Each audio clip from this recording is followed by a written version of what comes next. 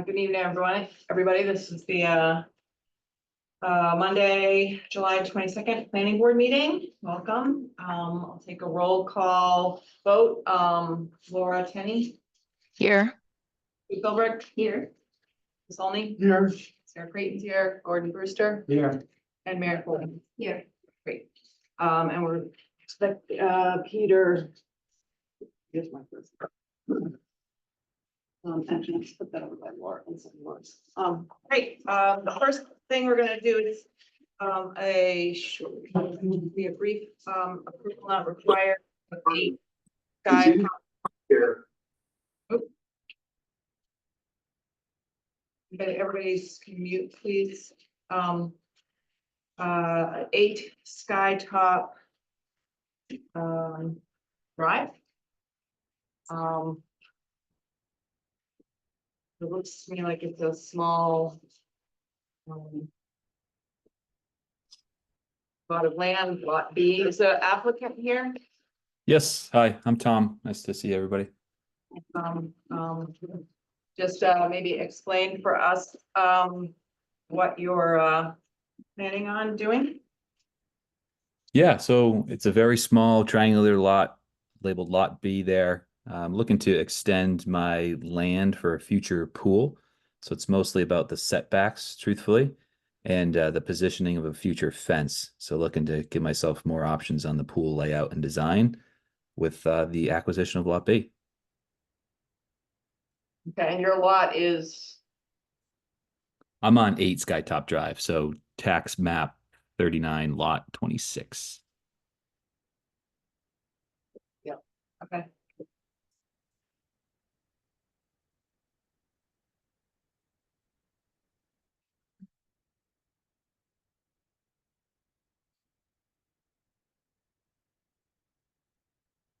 Zoning district shown here. I think it's A. Okay, up in the upper right hand corner. Hi, Mark. Just looking at 8 Skytop Drive, and I believe you've looked at it and believe it complies with our 12% approval not required. Yes. Okay. Any discussion from the board? Comments? So I make a motion that we endorse the plan to create the subdivision for Lot B. The plan was name dated June, You have to read this whole thing. plan land tax map 39 lots 23 and 26 at number 2 and number 8 Skytop Drive. Dated June 8th, prepared by Hawthorne Land Surveying Services, Inc. You have a second? Second. Never got them. Okay, any other discussion or questions? Just, yeah, because I think you said create a subdivision. You said endorse. Well, endorsing As approval of the plan, not Yeah, required, I'm sorry, yes. Yeah. Okay. Okay, any other discussion? I think we can do this, we'll do a roll call, for Solly, Yes, Mary Foley, Yes. Jordan Bieber, yes, Steve Philbrick, Yes. Laura Penny, Abstain. Yep. and, yep, the chair votes. Karen Bennett, please mute yourself, thank you, and thank you, Tom, I'll sign this and it will be available, you know, the town clerk, where do we put this? Gail, or? Well,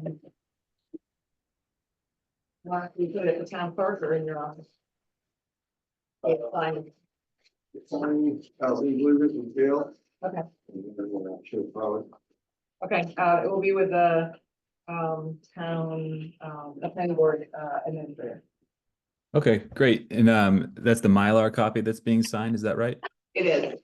Okay, excellent. So I can pick that up as soon as sometime this week, or do you have a timetable? I'll sign it right now. Lovely. Okay, Of course. Okay, great. Thank you. thanks so much. Great. That was quick. And now we're gonna continue the public hearing for cell signaling technologies. And I think need to open the hearing. Motion to open hearing. We open hearing for cell signaling. Second, Okay, roll call, Sue Philbrook, yes. Ms. Olney, Yes. Gordon Rooster. Yes. Mary Foley Yes. and Laura Tenney. Yes. Chair votes yes. Thank you. So I think we are done with having the presentation on cell signaling. And what we thought we would do tonight is just talk through a little bit informally with the board. Any conditions, we all thought a little bit about that in advance. Mark is going to summarize where we are with that. We will then take public hearing, public comment, because we haven't had the opportunity to have general public comments. And we are still waiting on the FinCom's financial, a review of the financial material. We will have it for the next meeting. I checked with Sarah. Yeah, Sue. I have a question before we get started. Yeah. Is the July 9th memo from our consultant the last one we received? I just wanted to double check. Mark. Yes. Okay, great. Okay, great. Thanks. Thank you. And is Wilson Sampson is not with us tonight, are they? I don't believe No. so. I think, he was on vacation this Okay. week. Great.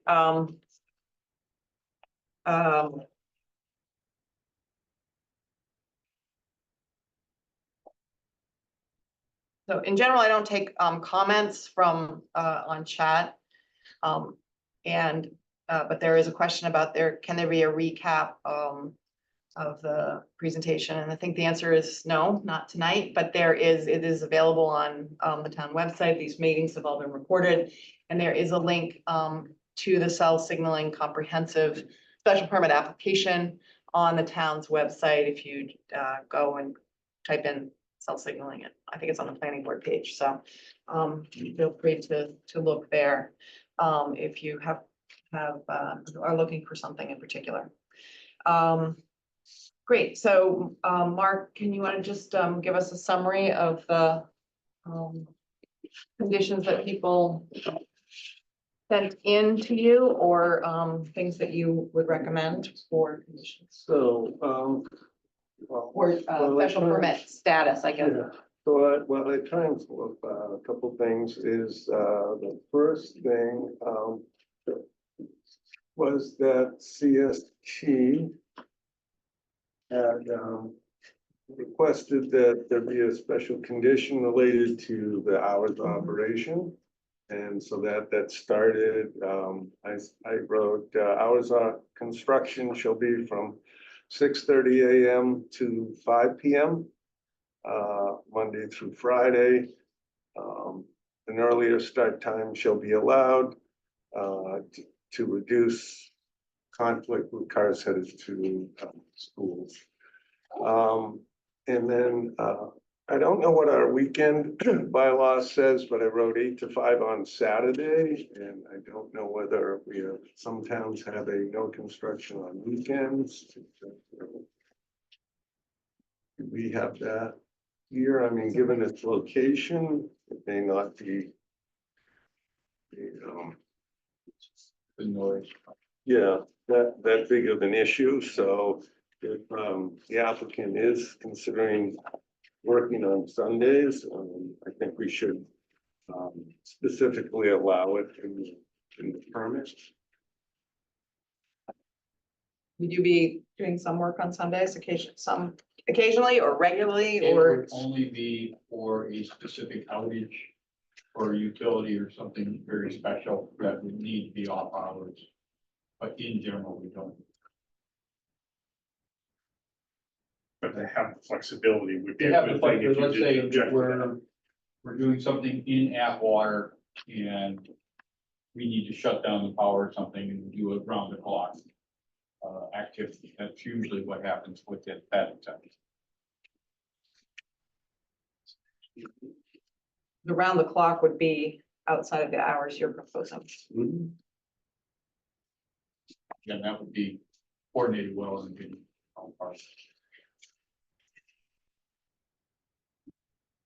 Okay, so we need to talk about that one. So we could write something like, extension of these hours to be allowed, provided, for specialty work that requires uninterrupted construction or something like Very, that. very well put. And maybe with advanced consultation with the building inspector. Yeah, notification to the building inspector.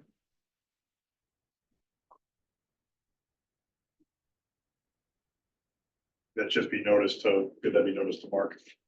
Yeah, that'd be fine. Because we're just kind of getting them out there right now. We'll fine tune these. Okay. Hours of operations. So bylaw says the site safety, that's for the actually. For lighting, sorry. I think it's in general bylaws. I think it's in both, actually.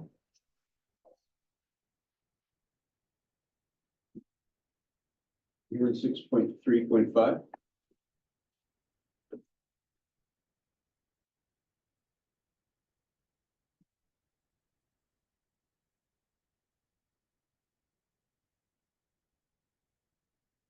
Six point three point five says a no notice, no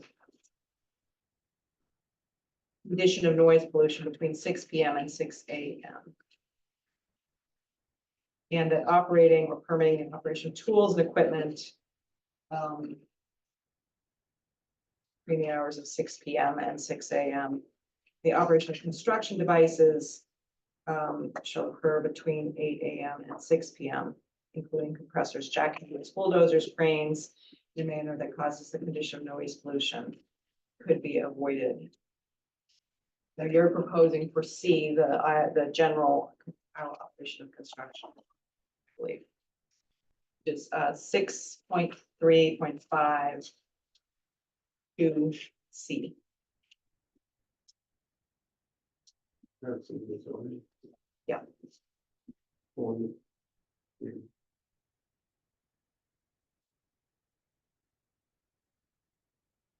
And we do prohibit any time on Sundays or holidays. So holidays should probably be included in the Saturday schedule. mhm. Well, maybe we might want to be a little more specific. I'm not sure we want. It's not, I'm sure anybody wants to. We can work that out a little bit more in more detail. Okay, great. Okay, other, Sue, I guess I would just like to talk about it a little bit. Yeah, Do you want to absolutely. take them as they come up? yeah, sure. Okay. I know that the site is isolated on the other side of 128, but sound like boring and drilling and blasting does travel across 128 to the neighborhoods, Mill Street, Forest Lane. So it will disturb some people. It's not as if it's not something we should think about, and I think we should. Starting at 6:30 is one thing, but on Sunday morning and Oh, absolutely. it's, I'm a little bit concerned about stretching the hours, thinking that it's not gonna affect people because of it. Particularly the blasting and the, Yeah, the drilling. right. If I run it. Sure. We've actually taken readings. We started drilling today. And we've taken DB readings both at the site and across at Mill Street. And sound depreciates over a distance. And it's about 600 feet from the center of the site to the nearest house. And that's about a loss of 50 dB. Now, the ambient right next to 128 at the house is about 65 dB. And I personally was over there today during our drilling operation. And it didn't fluctuate below or above 65 dB. You couldn't even hear anything that's happening at the site. And I'm not advocating, I'm just saying, these are just sort of, That's helpful. these are facts. And blasting itself is actually less noise producing than the actual drilling and hammering. So we did testing of all the different equipment that's on site, drilling, rock hammering, et cetera, just machine moving. And at you know, the highest level was an excavator, actually just its tracks running was about 95 dB. So you At the site. at the site, 20 feet away from it. So if we actually did and I could do that at the border of the property line, you know, our drop would be significant to the nearest household, again, across 128. 128 is much louder than they'll let. So I think the issue is twofold. One is when in the early morning hours, 128, presume, you know, on Sunday morning, 128 is quieter as well. Talk Sunday. If you have, if you also don't have the leaf, if it's not leafed out, you're gonna have a louder trespass, more trespass, and it's that percussive sound rather than the ambient. Right. So I think that's the concern. Laura go ahead. Sarah, just another consideration on allowing some extended or special weekend hours, you know, at the discretion and with prior advance. There may sometimes be a benefit to the town. For instance, if there's a utility shut off and we're trying to avoid doing something during business hours, we may want to be able to allow that when it's actually potentially less disruptive. And I think with the longer hours also, we have the potential to, I don't know by how much the team would have to answer that, but you know, shorter hours and fewer hours leads to longer duration as well and more disruption. So I think there are considerations on sort of both sides of that coin. We obviously don't want the project to be a nuisance to anyone, but we do, I think, want to allow the flexibility to the project to proceed efficiently and with the least disruption on you know, business operations and other considerations like that. So just raising that point.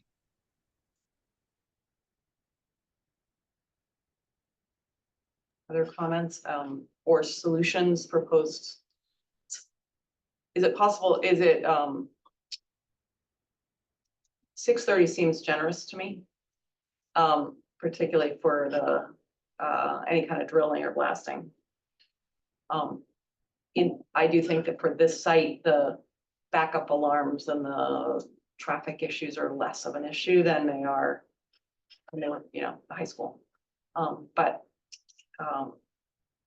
that's my opinion, but I do think that track drilling and the percussive, you know,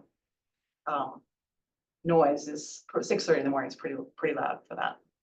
Pretty early for that. I'd rather give them a little extra in the back end. I agree with that. Yeah. So you had read that regular bylaws, construction till 6, about 7 to 6. 8 to 6. 7 to 6 during the weekends, 8 to 6. No, it's prohibited between 6 PM and 8 AM on weekends. And then allowed 8 AM to 6 PM during the non-weekend holiday.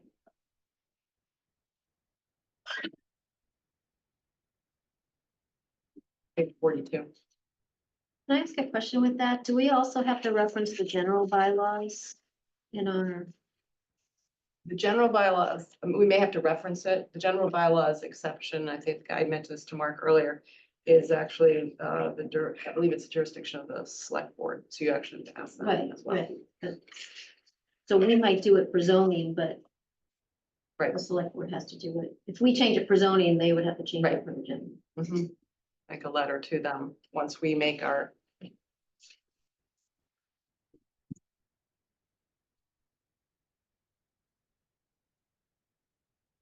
We don't have to we don't have to resolve it tonight, so, I think At least what, if you know, like. we know where like to people, see. yeah, okay. So I think we'll continue to revise this, but, that's the first issue. Other issues, Mark, that people raise? So, we'll get to Atwater afterwards, Mhm. because that'll be an extended discussion. There's a comment about the display of sustainable features of the building on the site. That there's been some discussion about that. before. So, I just kind of have that down here. I'm not sure. There's some discussion about some buildings having displays in the lobby or panels outside. talking about some of this stuff, so that was a suggestion. I think I made that suggestion, but I'm not sure we'd put it as a condition of the special permit. I'm Okay. just, no, it's good to, Yeah, I mean, so it was brought up, so I don't know what do people think. I think it's a great idea. I think it's a good idea. Every building that is worthy like this one is of displaying the measures they're taking to it, worth just letting the public know. I don't know if that should be a condition for, just a pat on the back, but nonetheless, it's definitely worth showing people what you've done. Okay, put it on the list and we'll think about it. Yep. Great. So the access easement in the northeast corner of the property where the parking lot is to get to the trails. So ensuring that there is some sort of permanent easement or access permitted for to maintain the parking lot and access to that corner. So, We've presented the trustees with a license agreement.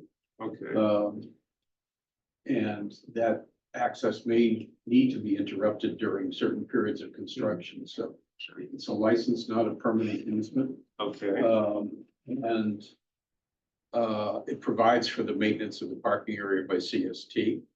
mhm, And it provides that the trustees of reservations and their guests have the right to access the loop road and that parking area from sunrise to sunset, which is the times for accessing your properties generally. And has that been executed or? We're waiting to hear back from them. They have it, they're reviewing it.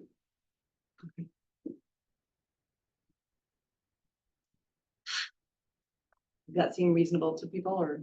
Is that a perpetual easement or license? Well, a license isn't perpetual necessarily, but in this case, we anticipate that it's going to be a permanent license. But there could be interruptions. So could our condition be, maintain public access to the trailhead, through a license or other, vehicle? Yeah. We can live with that. That's helpful.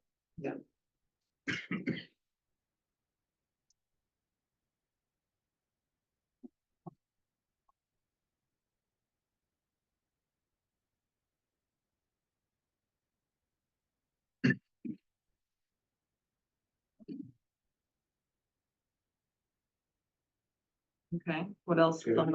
came up?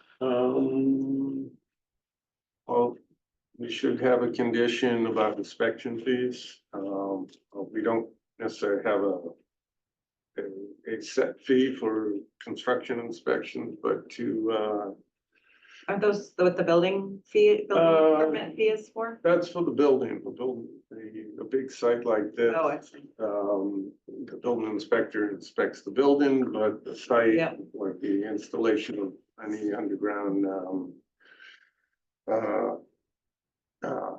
stormwater, like the installation of the catch basins and pipe and, checking on the, above ground basins, or if you were installing like storm scepters underground, you'd want to have an inspector there for at least portions of the construction, just to make sure it's being inspected and constructed as designed.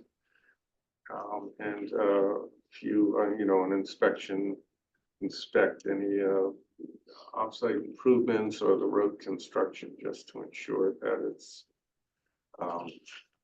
constructed per plans. So generally, so here where we don't really have an inspection fee set in the bylaws, I don't believe we would probably just set a schedule with the applicant, but I just wanted to note that that's probably Mark, may I comment on that for a second? yeah. So just as a matter of course, though, you do have on-site inspection of everything that's gonna be installed. Would that be fair to say? Yeah, I mean, that's but just so to maybe ease the uncertainty of it. Would you mind just explaining how you go about doing inspections for roadways and building construction and such? There's a combination of third-party inspections for compacting and et cetera that meets the civil engineer specification. So they'll specify a certain compaction rate. CST will hire a third-party inspection agency that will take tests during soil placement. Hancock Associates has done civil engineering and they will have oversight, construction administration of all the installed utilities. They'll, at the end, provide an affidavit stating it was installed for the plant. Have those inspections, those third-party inspection agencies been named already? Not yet. And okay, but they will be named, and they'll be part, will they be part of your building permit application process? Yes, under the building permit, there's a number of inspections. Structural requires a third-party inspection agency, so the structural engineer will designate what tests he requires. CST again will engage a third-party testing agency to test the steel and concrete, et cetera. So that's part of the building permit requirement. So that testing agency, so site work's a little different. Site work will be handled by third party and by Hancock. And then the building itself will be by third party structural agencies. So a big part of this is obviously I was gonna say earth removal, but it'll be stone removal here. You got an engineer observing the actual Yes, observing that as well. GZA's been hired. GZA? GZA has been hired to oversee the blasting and rock removal. And they are on site on a regular basis doing their reports, prior to blasting and then after blasting. They've reviewed the blasting plan, had comments, so we've already engaged them in activities for the site. Okay. And maybe just one other too, in the environmental side of it for offsite drainage or flow or is that fall on the town to observe that too? Just to make sure that the stuff that, I know we've got probably an order of conditions from I don't know this in fact, we'll probably have an order of conditions from the Conservation Commission as to what to do. Who oversees that? Is that left to the town to see if that's? That's the Concom themselves. Yeah. So the Conservation Commission, their agent has already been on the site and looked Okay. at what we've done out there. All erosion controls are in place, and then there's a SWIP for the project too, so during a storm event or after a storm event, there's an inspection of that. We do weekly reports.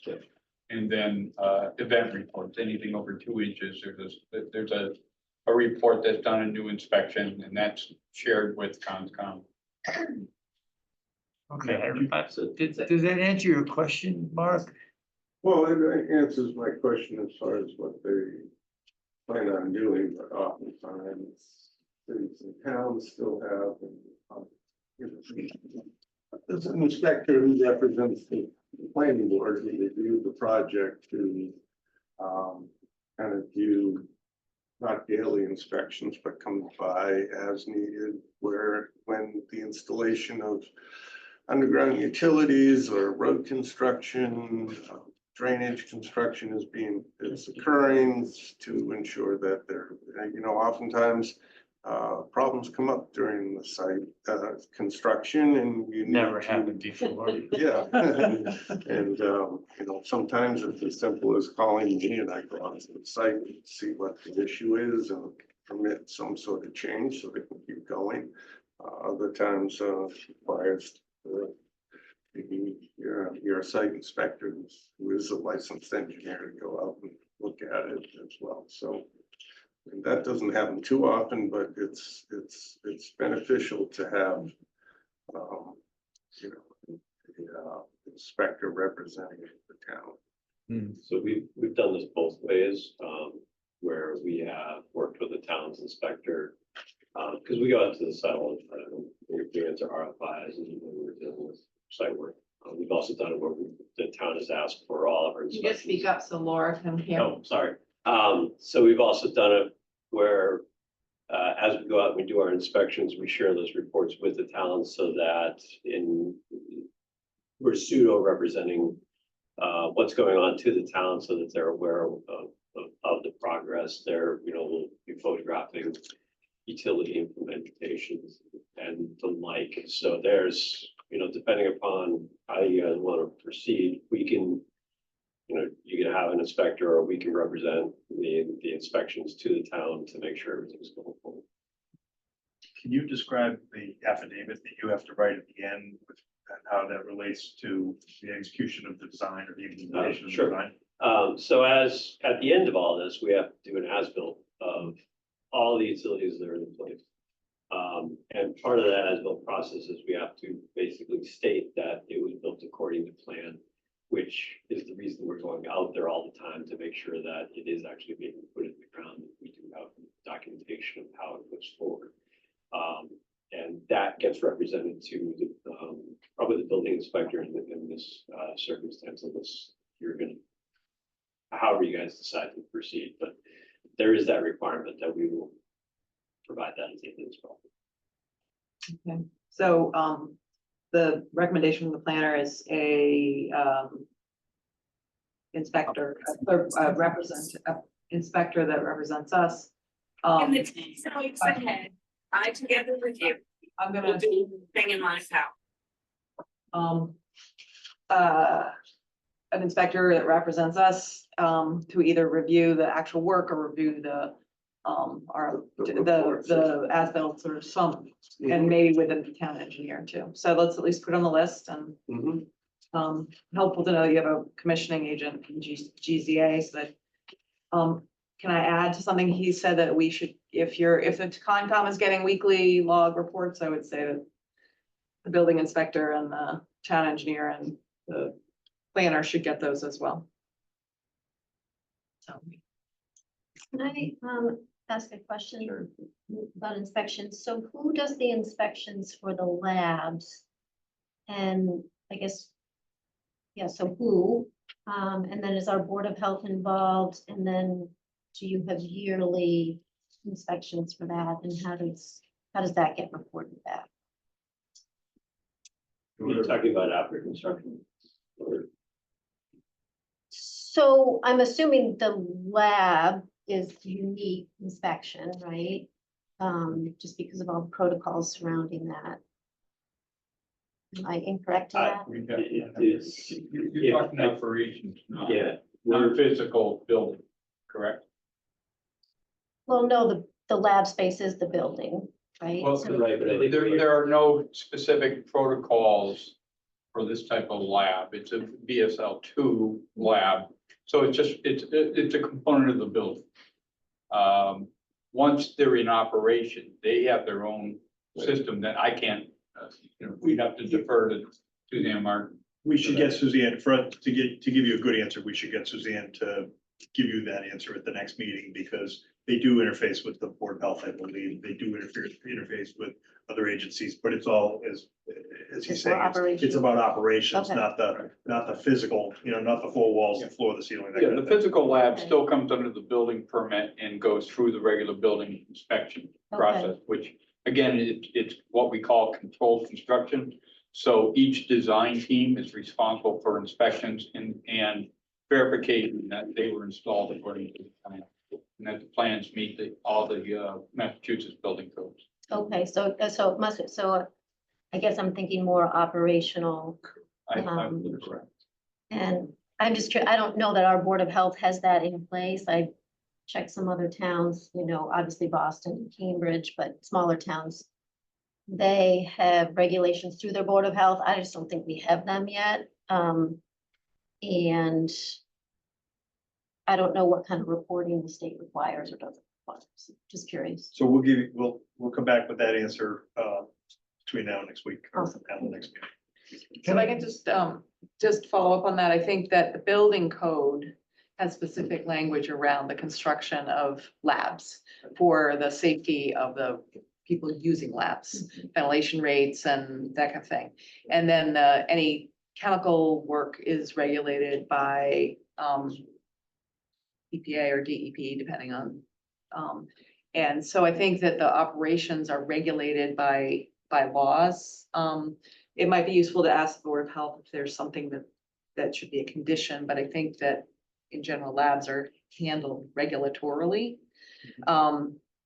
That said, I think you bring up a good point that I want to make sure gets on the list, which is the operation. We've talked before about the operation maintenance plan of the landscape elements and the stormwater elements and the cleaning of the catch basins. And I think what we talked about doing was having the submission of an O&M plan at, 80% construction or something like that, and approval by our town engineer and something like that, so. So usually there's an O&M plan at the back of the stormwater report. Is that, Yeah, which specifies how often the catch basins need to be cleaned. that there? What needs to be Okay. done at so this is a standard language that I've used in some other, where I wrote, the applicant or successors are required to maintain the drainage system. Catch basin shall be cleaned at least yearly or more often if required by the O&M plan. Failure to maintain the system will be considered a violation of the approval. In the event of maintenance failure, the applicant shall be provided notice and reasonable opportunity to cure any deficiency. The applicant's failure to cure any deficiency in routine system will be considered a violation of this improvement. Approval of stormwater system report shall be submitted to the board. Okay. Clearly, that's been worked on by a lawyer. For Hold on one a second. large project. Hold on one second, Mark. Gail, you have your hand raised. Are you gonna say you can't hear?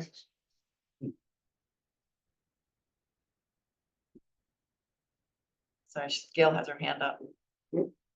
Gail? Oh, sorry. I needed to unmute myself. I respectfully remind the board that you have not called the meeting to order and you're off agenda at 7:03. Actually, we did call the meeting to order At what time? at 6:30. Ooh, so I'm late. Sorry. No problem. We can And we always approved use- the A&R. Oh, good to know. Thank you. Glad to answer your question. Okay. Can I add one Yeah, point to Mary's absolutely. point? Because I thought that was an interesting one now that you brought it up here. So are you doing a commissioning plan in the building? I'm sure you are. For the actual operations. So for clarity, what is a commissioning plan as related to an inspection plan? That's my. Commissioning is a third-party operations review to make sure that all equipment, exhaust equipment, process equipment is operating to the efficiency of the specification. So the commissioning plan would be involvement of a third party. It's also part of the LEED program for third-party commission. So it's all encompassing, so that when we turn the building over to CST, it is fully functional and everything has been documented that it's operating at its peak capacity. So that's an important point. It's actually more than just an inspection to make sure it was all put together. It actually takes a piece of equipment, fair to say, and operates it to make sure that it's functioning as it was intended to do. So that might be something to, we'll watch as we go through it. It's more towards the end of the project. And actually, after the project is even built, that's gonna really increase. Commissioning actually starts during design. Oh, yeah, actually, it starts very early. You're very much engaged. That's actually a part of the legal program, is to have the commissioning involved early on in design. Are you commissioning the envelope too? Yes. Okay. Other besides. Well, Atwater? we talked about, well, I always had a condition about lighting. So should the board have concerns with the level of lighting, intensity, or light spilling of property, to require the applicant to adjust levels of lighting, types of fixtures and location of individual lights. So sometimes, even though there might be really good lighting plans, there are some lights that need adjustment. one thing you wanted to discuss was the performance guarantees to secure the operation of the improvements, including landscaping, drainage system, pavement, installation, and the as-built plan. So typically, that's something that's for a commercial site, just kind of to ensure the completion of the last elements of a project, so that they don't get left out. On major projects, it's not too much, as much of a concern as with smaller projects that are but there still should be a performance guarantee. So and that's under section 12.6.8, I believe, that you can have as a condition of site plan approval. I think probably in special permit too, but may require construction and site alterations permitted and specified be secured by one or in part by one or in part by another of methods set forth in general laws 41, section 81U. Except for the statutory covenant. So,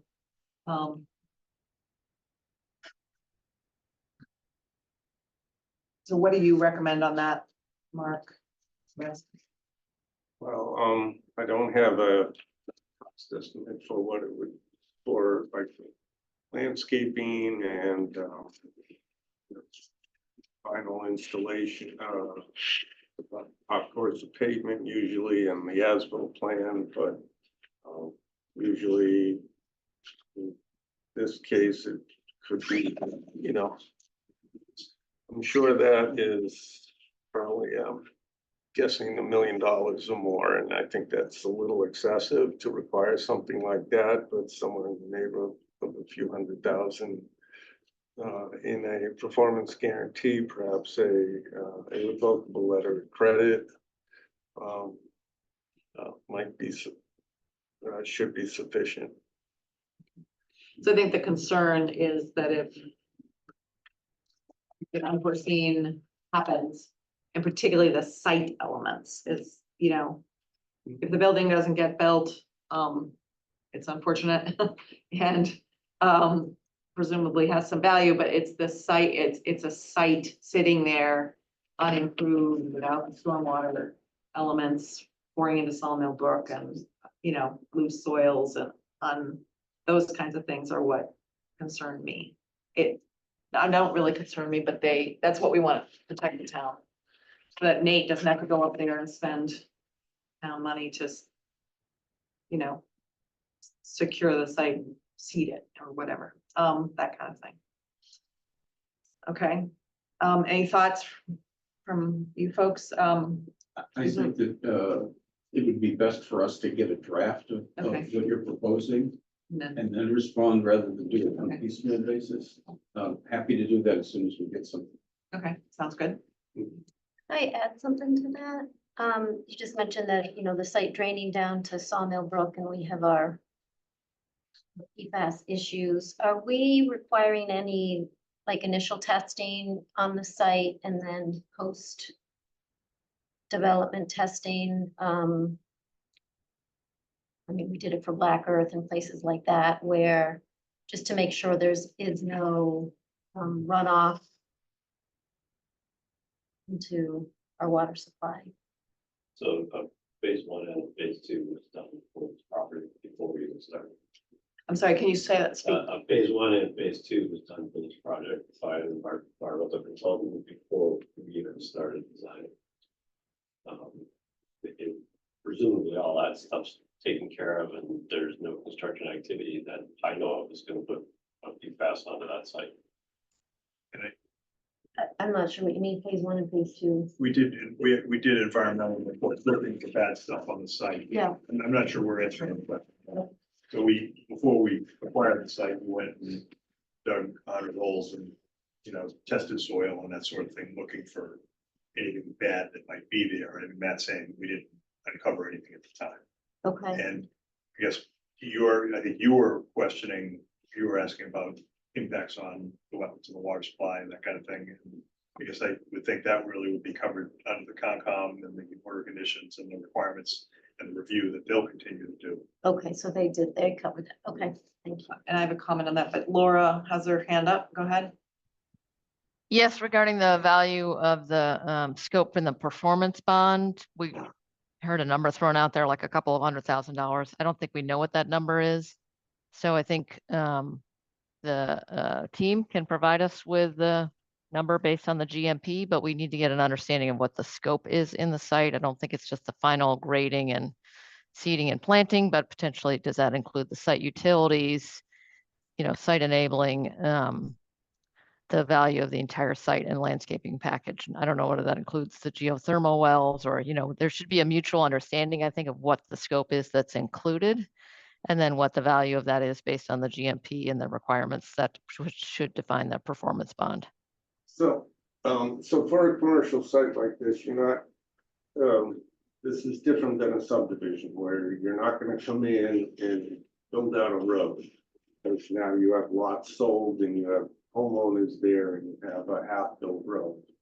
And so there's drainage problems. This happens, with small developers or even big developers when they run into financial problems with subdivisions where the town has to hold a bond and finish the road. But that's different here in a commercial site. Really, you're looking to hold enough funds to ensure that they want to finish it, because if it's an irrevocable letter of credit, usually a bank is holding cash and they want the money back. That way they guarantee the money or they deposit money into an account that the town holds.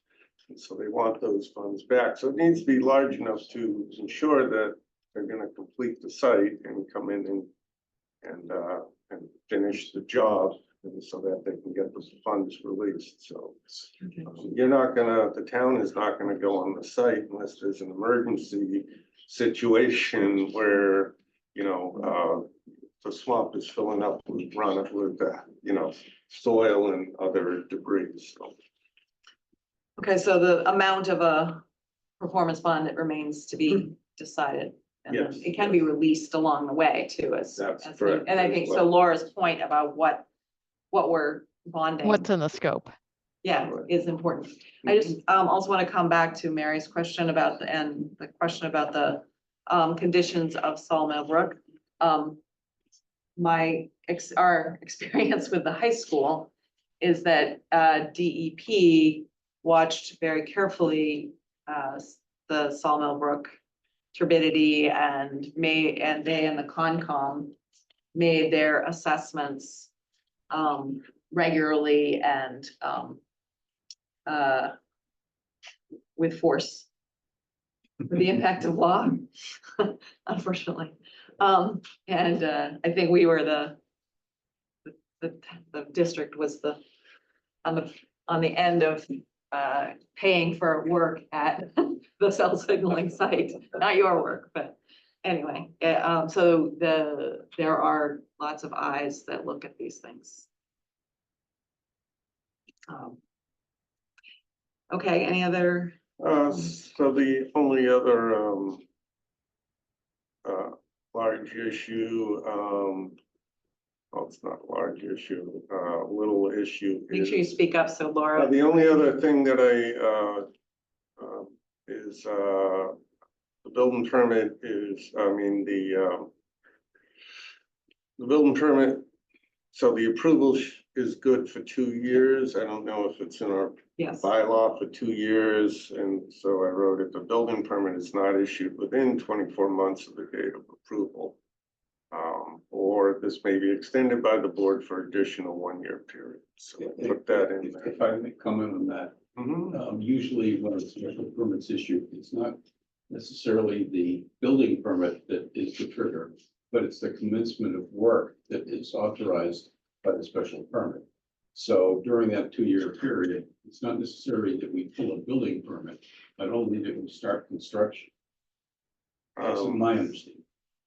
Yeah, I kind of like the stricter version myself, so that someone doesn't go out there and just push some dirt around. Well, I've initiated construction, and they do that for several years. Well, I think we actually have one of those in process right now. Yes. Yes. So. Okay, And then, of course, the last big issue is the various truck calming and other comments from the Bike and Ped committee having to do with Atwater Ave and bike lanes and so on and so forth. So I did meet with their team about Atwater Ave in particular. And I did also forward the Bike and Ped comment letter to everybody as well. So I guess we should talk about Atwater Ave first. We had proposed, so I had proposed along with the Public Works that they install a sidewalk on the north side of Atwater Ave. There's approximately 25, 26, 27 feet of pavement along that roadway. In order to, so it doesn't give you enough width to do like a protected multi-use lane or two 5-foot bike lanes on either side, and even if you did, you wouldn't have really something for pedestrians as well. So what we had talked about, or what I had proposed, was to do a sidewalk on the north side of Atwater Avenue, and then put a series of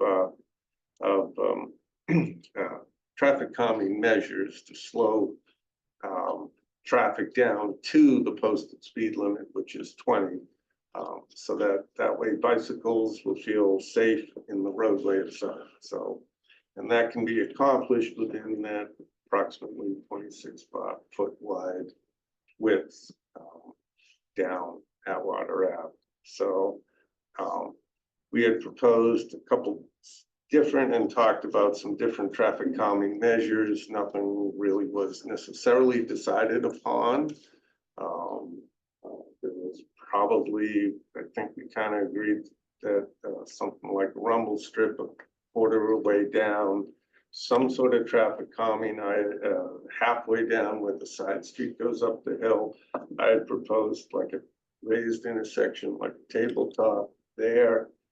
There are a variety of other things that you could do, and then another rumble strip, and then you get to the curve and you go up the hill. So that's 3 things, and it's very similar to kind of a construction plan that they had put together as well. So, Are you gonna put together a recommendation of what you want, or do you want, putting it for discussion? Yeah, I kind of wanted to open it up for discussion to see if. There's been a lot of discussion. Yeah, I'm sure there has. I just wasn't sure whether. And we're prepared to respond. I think that Sam Gregorio is on the call, at the meeting. Okay. And he's our traffic engineer. Mhm. And Matt will sort of introduce Sam, because Matt has his own thoughts. Okay. But not on the spot. Did you see that? Did you see how that was? So we had a meeting the other day. Chuck was there too. Sam Yes. and myself and Peter, and I mean, was anybody? No, I think that. So you guys have some ideas, where we have some concerns about some of them. I think there's a way to come to an agreement that's not too invasive into that road. Sam is from TEC. He's our traffic consultant for the project. He's put together all of the traffic reports that you guys have already seen. And I think what Sam was looking to do was basically kind of bring some facts to the discussion. I know that generally we're very much against the sidewalk. It necks down that road way too much. And I know that our neighbor has a lot of heavy trucks going in and out. So that raised tabletop, I'm pretty sure he's gonna be against, but you know, the rumble strips, I think we're okay with, striping. I've had personal experience with striping. It does do some tremendous traffic calming, and it's pretty easy to implement. Sam, do you wanna, talk? Sure, don't worry, I'm here. Well, Introduce yourself again for the I record. just set the camera up, so I'm actually in the view. Well, good evening, everybody. Once again, I'm Sam Gregorio, the Senior Traffic Engineer at TEC. Many of you remember me from the first meeting a few weeks ago. Prior and then obviously subsequent to the discussion we had over the phone over the last week, TEC did some additional work just to kind of look at what a sidewalk would mean on Atwater, and just going out there to take a couple different cross-sectional measurements at different locations. So about 4 to 5, it was 5 different locations along Atwater. Each of them, the maximum width that I was getting was about actually 25 feet from edge to edge. So with a sidewalk to put in there with curbing, we're talking about reducing the road at that point down to less than 20 feet for bidirectional traffic, which in a typical sense, a road like Atwater, which is a public roadway, we wouldn't usually actually go less than 22 on the actual surface of that roadway, 11 foot per side. Because at this point, when we're down lower than 20, even after the sidewalk. Sorry, I'm getting a lot of feedback from something. Sorry. Even if we were putting a sidewalk in, that doesn't satisfy, for instance, any bike accommodation as well, and that would force the basically bikes into even tighter position through such, say, a 19-foot wide pavement surface for that section of roadway. For that, it's 2,200 feet long. There's not really much area to expand the roadway beyond the actual edges, because on both sides of the roadway, I think we talked about this maybe one of the last meetings as well, is wetlands, flagged wetland right beyond the side of the roadway on each edge of the road, both north and south. So regardless of the fact that we might be actually touching the wetlands themselves, but anything in there would actually be inside any of the buffer zones, obviously, and adding impervious land in order to, if we were trying to maintain, say, at least a 22-foot roadway and adding a 5-foot sidewalk plus curbing onto one of those edge. And then in addition to that, obviously, what happens to the water in that sense of the roadway. Right now, there's no curbing on either side of Atwater, so adding a sidewalk to the edge forces the drainage into a need to be collected through catch basins. So that's something that doesn't exist on Atwater right now. And then where does that water actually go, other than a general runoff right now that's actually already happening? So there's been, I know, discussions that we had during that meeting as well about pitching the road potentially in one direction so the water flows off one way. That still puts all the water into potentially a wetland area. And then beyond that, pitching the roadway puts us also in a position, even if there's no crown today, which is very minimal, and you don't have a typical roadway crown in Atwater, but trying to position it to say 2% to get all in one direction. We're talking about, a 2 to 3 inch rise maybe in the pavement on one side, plus the utility work that's already happening, which kind of puts us into a full roadway reconstruction along that. So with that, it doesn't necessarily make sense on a feasibility level with just the roadway width component of reducing the roadway's width while still trying to maintain bicycle traffic over that distance. And then from there, I know we did talk about some things with the traffic calming measures, and I think doing items such as rumble strips is something that actually does, it has been consistently been seen to help deter speeding on roadways. And we actually get the benefit on Atwater Avenue compared to many other roadways where there's no houses. So any sound that might be coming out of the rumble strips, which is usually the deterrent of wanting to do it on many different roadways, actually kind of goes away. So that's one thing that would be seen as something that could be easily done. And then I think, just harking back to what Matt had said earlier, the striping of the roadway itself. So one thing that we don't have on Atwater right now is any striping, so, and I think the town agrees, I think it was brought up even at one of the last meetings is the residents or the people going to the MAC tend to drive kind of down the middle of the road, and that open feeling of having extra pavement on each side. And something as simple as striping down the center and or striping on the edge, you can do both or one or the other. Puts people in a position to know where that edge and that center is and keeps them into a lane. And as people try to stay into a particular lane, it's a natural effect that it slows them down. So in addition to those two, I mean, we did talk about other things as well, but I think there are opportunities to still maintain the actual width of the roadway to provide that accommodation for bicyclists as well, where I think narrowing the roadway to something less than 20 feet puts a more tight squeeze on bicyclists along with the vehicles that will be on the roadway. Okay, thank you. So I have a couple of questions. Chris, So would a rumble strip be dangerous for bicycle riders? Or can they be designed in such a way that you don't rumble if you're on a bike?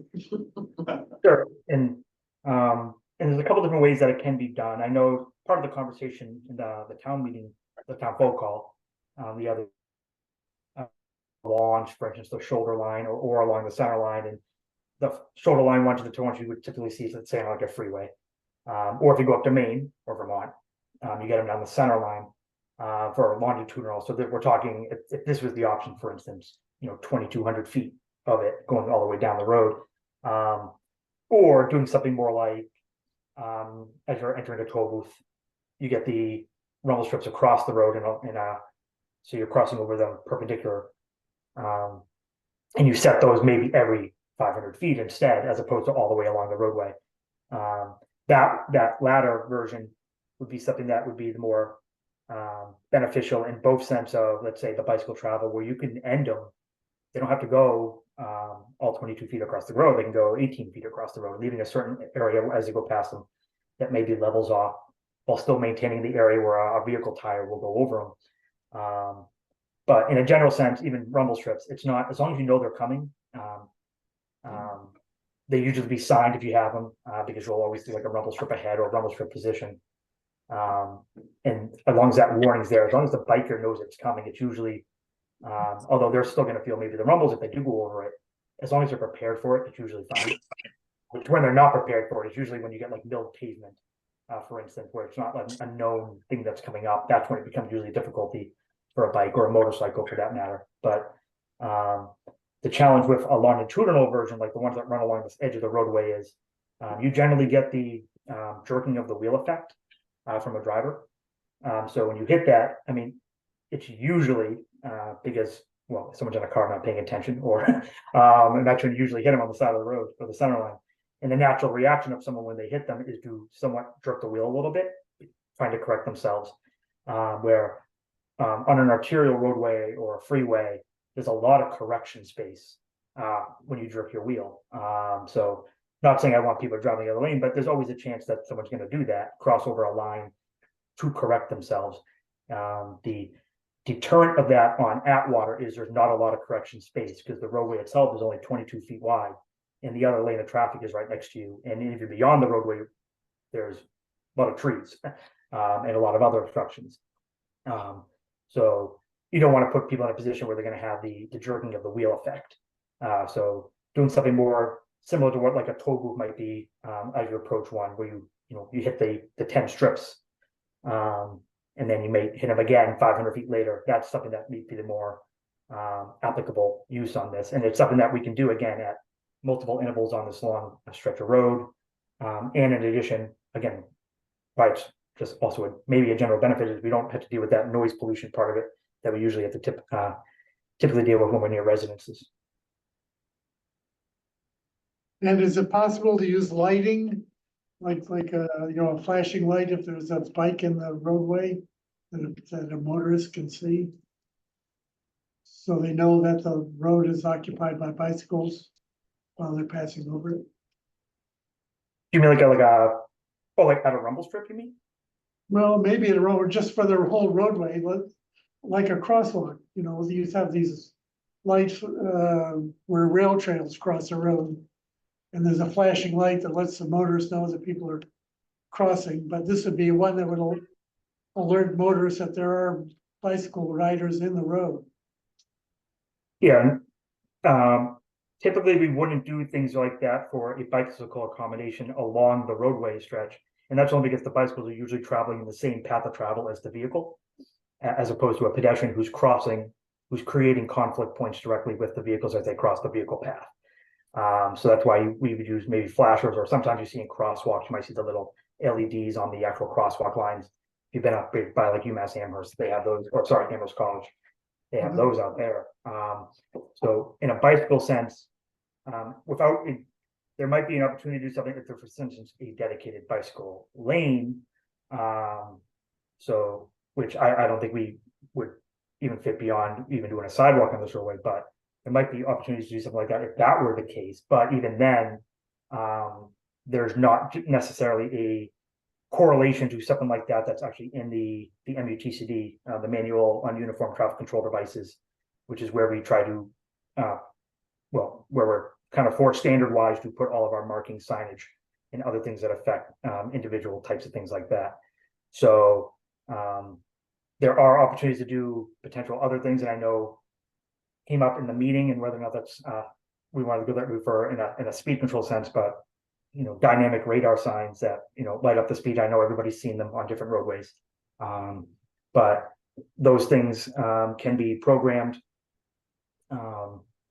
in different ways to do different things, whether it's just the speed, even if there's a couple flashing ambers with them, like a normal flash that only maybe turn on when someone's approaching. I mean, there's different things like that may be done, but that's different than I think what you're saying.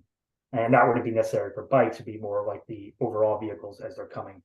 But generally those type of items, in terms of bike facilities, again, we just don't usually see for individual flashers for that facility on its own. Thank you.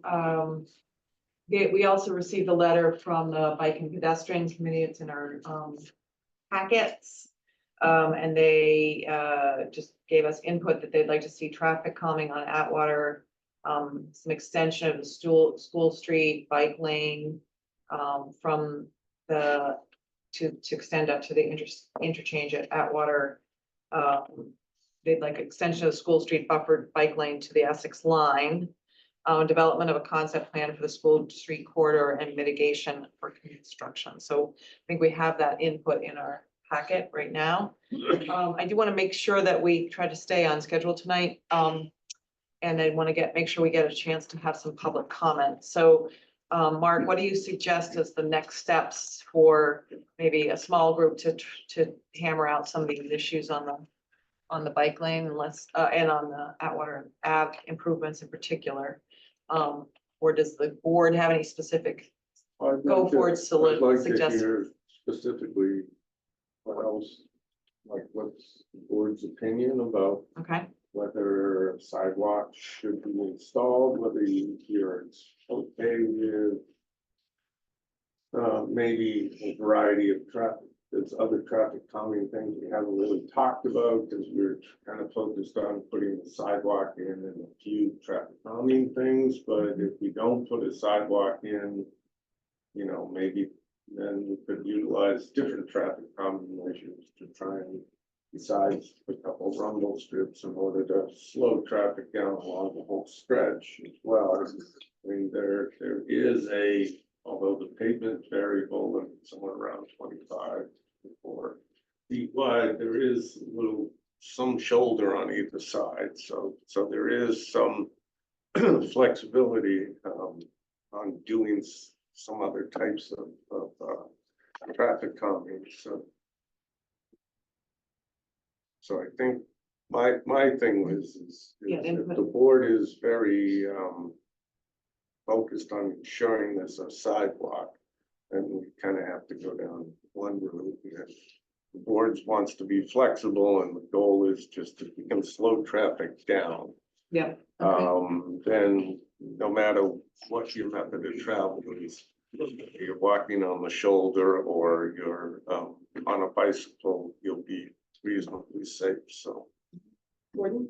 So, Mark, I'm trying to get clarity on here. Mhm.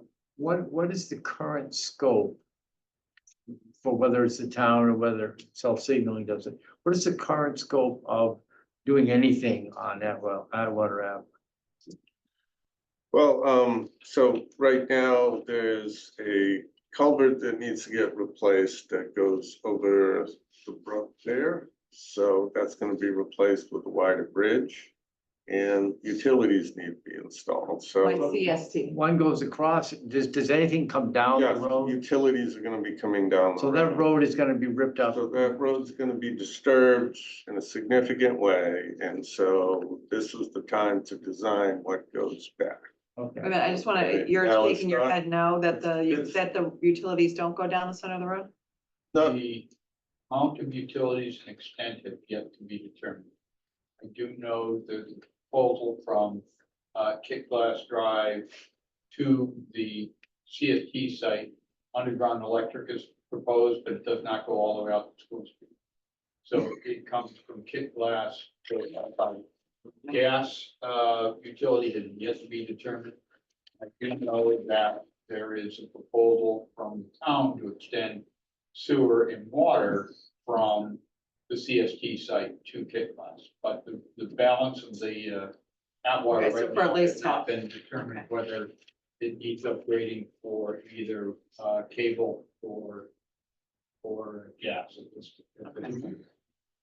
So in so doing, if you do have to rip up the road to put in these cables that would bring the gas line in Atwater, does that mean you will literally fix the damage caused and repave that area or repave the whole thing?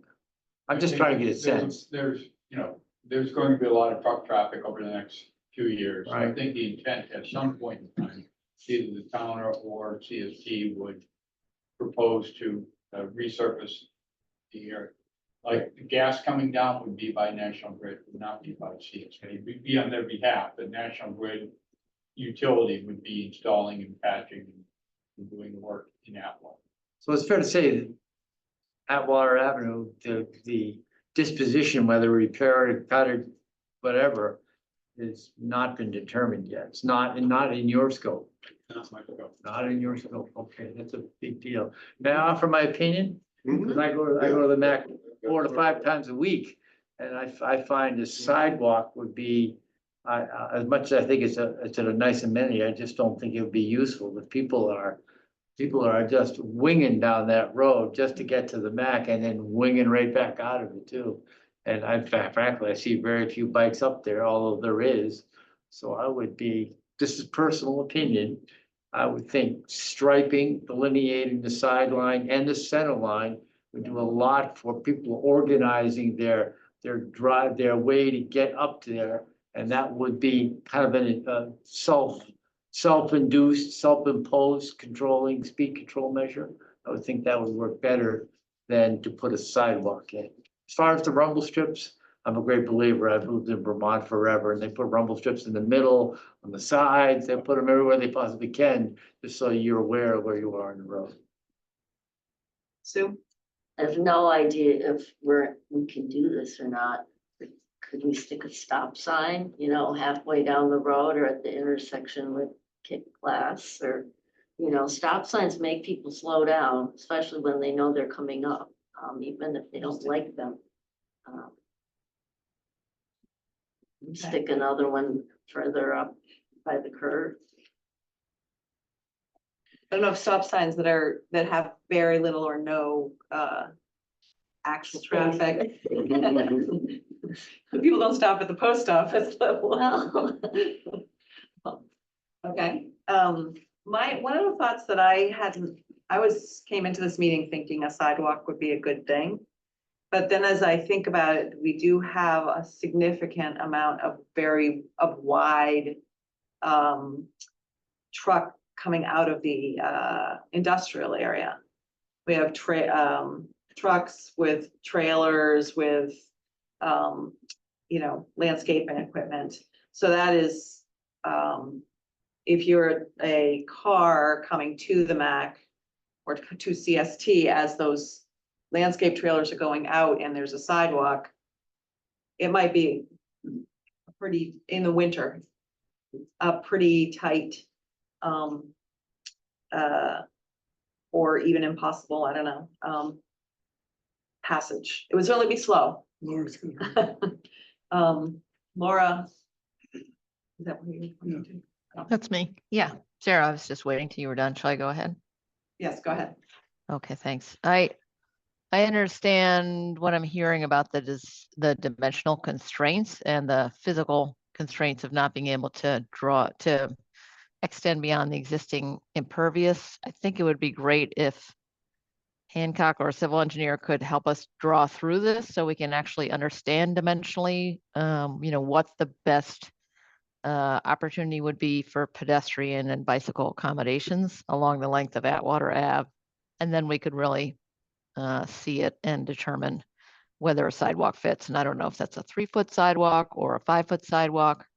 If we're talking about trucks turning out, I mean, I think, we can understand the design vehicle and the size of those vehicles that have to be accommodated. And if there are tractor trailer turns and things like that happening, then those are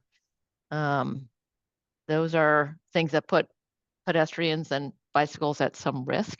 So I think doing whatever we can within the physical constraints of the road is important. And I think the best way to understand that is really to draw through it. And then, if a sidewalk is physically infeasible, then we may be talking about striping and sharrows and things like that as traffic calming and possibly rumble strips. But I think the best way to understand that would be to draw through that. So I wondered if we could suggest that the project team help us with that. Laura, you're a professional in this area. Are 3-foot sidewalks ever done? Not allowed by code. No. You don't meet 88. They what? You don't meet 88. No, I know. Yeah. So you couldn't do a 3-foot sidewalk. Yeah, I was just wondering what the assumptions were about, what's being carried in the Yeah. minimums there. Yeah. So, and it may be that we, don't have that, but if the survey's been done and we could do at least a sort of schematic level or conceptual level look at what those traffic calming, recommended traffic calming design details could be, then I think we could have a more informed conversation about it. Any other comments from the board? I'm going to suggest that Mark and Nate and Hancock revisit this and come up with a couple different drawn options. And it may be one, if you can, I don't know, Laura, if you have any time to join that conversation, or if not, I would be willing, maybe Gordon Happy to. could join that so that the board is represented in that conversation. Okay, great, thank you. I did write down one other condition potentially is to resurface Atwater Ave at the end of from School Street to the now that we know that I was under the impression that was part of the scope, so we might add that to our list to talk about. I'd like to just turn now to any public comment. And I'm going to limit public comment because we do have other hearings. There will be more time for public comment. We also welcome your emails or letters. And we're taking comment here on cell signaling. So anybody in the room first? Seeing no one, I'll take Philip's iPhone. You can state your name and your address, please. Yep, Donna Furs, 8 Blossom Lane. As somebody that, just with regards to the sidewalk potential to the MAC, it's interesting as a runner who's been a member of the MAC for 18 years and part of a runners group and a bike group that came and went to and from the MAC. That road is gnarly, I'm not going to lie. And whenever we run to the side, little cars move over to one side. It's so nerve-wracking running or even biking up and down Atwater. I'm not even quite sure a sidewalk would make somebody feel comfortable, because with a big truck, you still feel it's really nerve-wracking. And I've actually, since stopped doing that, it just makes me a little bit too concerning. So it's just something like, if you really want to get, you know, maybe even some input. There are a lot of people who have run and did running groups from the MAC. You know, you might want to even tap into them to see whether or not that would even be worth it at this particular point. We don't do much going up and down Atwater that much anymore. The road's just not big enough, and it's just really scary to be on a bike and running on that road up and down. So it's just something to think about, to maybe tap into some of the people that work out at the MAC that might have done stuff on the road and things of that nature, to see what you might want to do. It's just another input. Thank you very much. Thank you. Take a comment from Sandy. Great. Hi, thanks. Sandy Rogers, 82 Old Essex. I have a question about the Atwater Road and whether the traffic study has assessed the additional runoff impact of all of the traffic that's expected in the phases of this development. And then hearing that either the road may be ripped up or resurfaced, and you know what that means, who is responsible for maybe ensuring there's more buffer, I don't know what you do, like runoff protection, because you know, the brook runs all the way up Atwater. So has that been assessed, and whose responsibility that is? I'll let Mark answer that question. Thank you, Sandy. Well, so on one side of Atwater Ave, there is the swale. On the south side of Atwater Ave, the entire length, which has not been very well maintained. There is some drainage structures in that swale. So that's something that needs to get cleaned up and maintained a little better. However, it is a public roadway, so I think that's something now that we're focusing on that Public Works may address. Drainage going off the other side of the street. Right now, there's it just sheet flows off, and unless curbing and drainage structures are put in, there's really the water would continue to flow untreated off that half of the roadway toward the wetlands. So at this point, there's no plan to do anything there. So if I could just add, though, the work at self-signaling, we've had a review by our consultant of the stormwater treatment structures and the construction plan, and the Concom has weighed in on the project. Okay. Yeah, so all the on-site stormwater is being properly captured and treated per all the standard rules and regulations. Great. Any other? This has to do I'm just, with wait a minute, Sandy. Let's see if anybody else has a comment. Any other comments from members of the public on cell signaling? Okay, Sandy, go ahead. You had one more comment.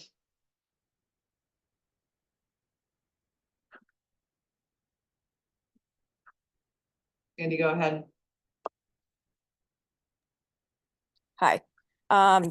This has to do with all the way up Atwater versus the site itself. I understand the site itself, you're looking at all of that runoff, but I think that the town needs to plan on an ongoing basis what happens to the upkeep of ensuring, because my understanding is up to 500 cars a day going in and out, maybe multiple times, and other kinds of service vehicles and etc. So I think that needs to be added to the review. Thank you. Thank you. Any other comments? Great. Thank you. At this point, I think the next steps is that Mark is going to draft up the conditions. And if there are other comments from Darren, did I see Darren on here? Darren, are you here? Oh, yes. Yes. Yeah, no, we're on. Yeah, we just have a limited number of like closeout documentation.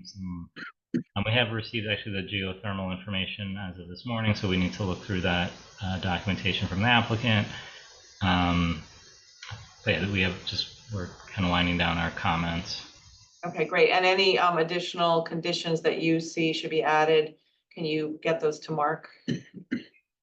Sure, yeah, I think everything that was a condition or a waiver would be in the last memo we issued. Okay, good, thank you. Great, and so then we'll have this little working group. Will be on the, and come back to us with a plan. The question I have is, if we try to close this out on September 9th, whatever that second Monday in September is, I believe it's the 9th. Yes. Or 8th, 9th. And not meet again, potentially meet on, you could, on the 12th. August 12th to have a little bit further conversation about the roadway, which I think is the outstanding issue. And then if we skip the last, we're trying to have just one meeting in August. We would skip the 26th. Is that, and then try to close it out on September 9th for you I guys. think that would be acceptable. Okay. The other thing I think is that Mark should talk a little bit about the performance bond and make a proposal back. And I think you're gonna get the conditions to them that they can then respond to them. Okay, great. And I think in addition to the conditions, there does need to be a waiver list too, because as we discussed during the course of the public hearing, there are a number of requirements in the performance standards that we're deviating from. Right. And you specifically have the authority to do that. So I think we just need to highlight them. Great, so the waiver list, Yeah. waiver list. Okay, great. Okay, good. So I'm gonna,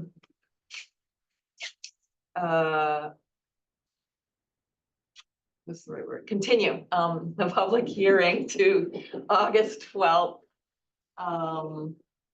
At, 6:30? Or do you want to do the other one? Let's do it 6. Wow, 27. Okay, at 6:30, yeah, at 6:30 on August 12th. Do I have a motion? Chris? So moved. Second, All in favor? yes. Okay, thank you. Great, thank you, everybody. Thank you. Productive discussion, I think, tonight. Selectmen are here. It's like the board of selectmen boards. Just hitting the end. Great, okay. 3 minutes. 3 minutes. You want to speak, say anything? Get something done in 3 minutes? Well, we could, so we closed the hearing for, Tux Point. So you don't have to wait until 8 o'clock. So if you want to discuss that approval, I sent out the draft. If there were any other, I didn't really see. Was that in our packet? Or did you send it by I email? emailed it Friday Oh, early evening. And then you sent it finished again. You sent it again too. So, okay. Giving you credit. Give me- Yeah. I have edits to that if you wanna. Yeah, Those. there's just, I think like the typo edits or the, There's typos, there's incorrect bylaws. Did you get my comment or no? yes, that I did. Okay. Trying to find it.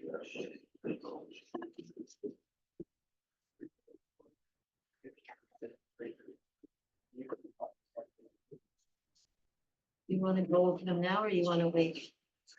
why don't we take them after everybody's been waiting. So why don't we take those after? Okay. Need my.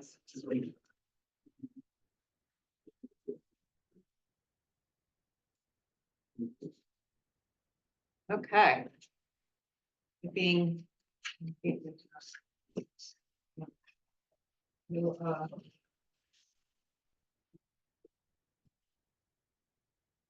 okay, evening, everybody. Open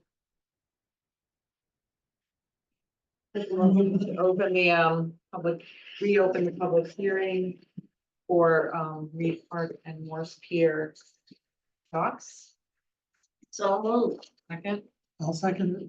All in favor? Yes. Okay, thank you.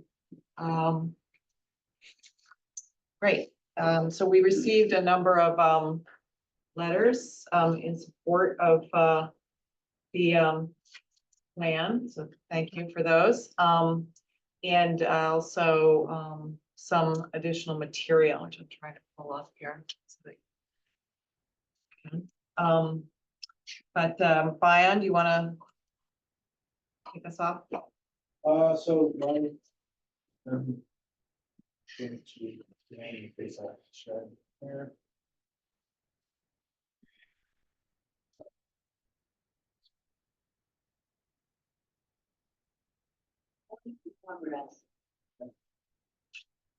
Let's see here, so,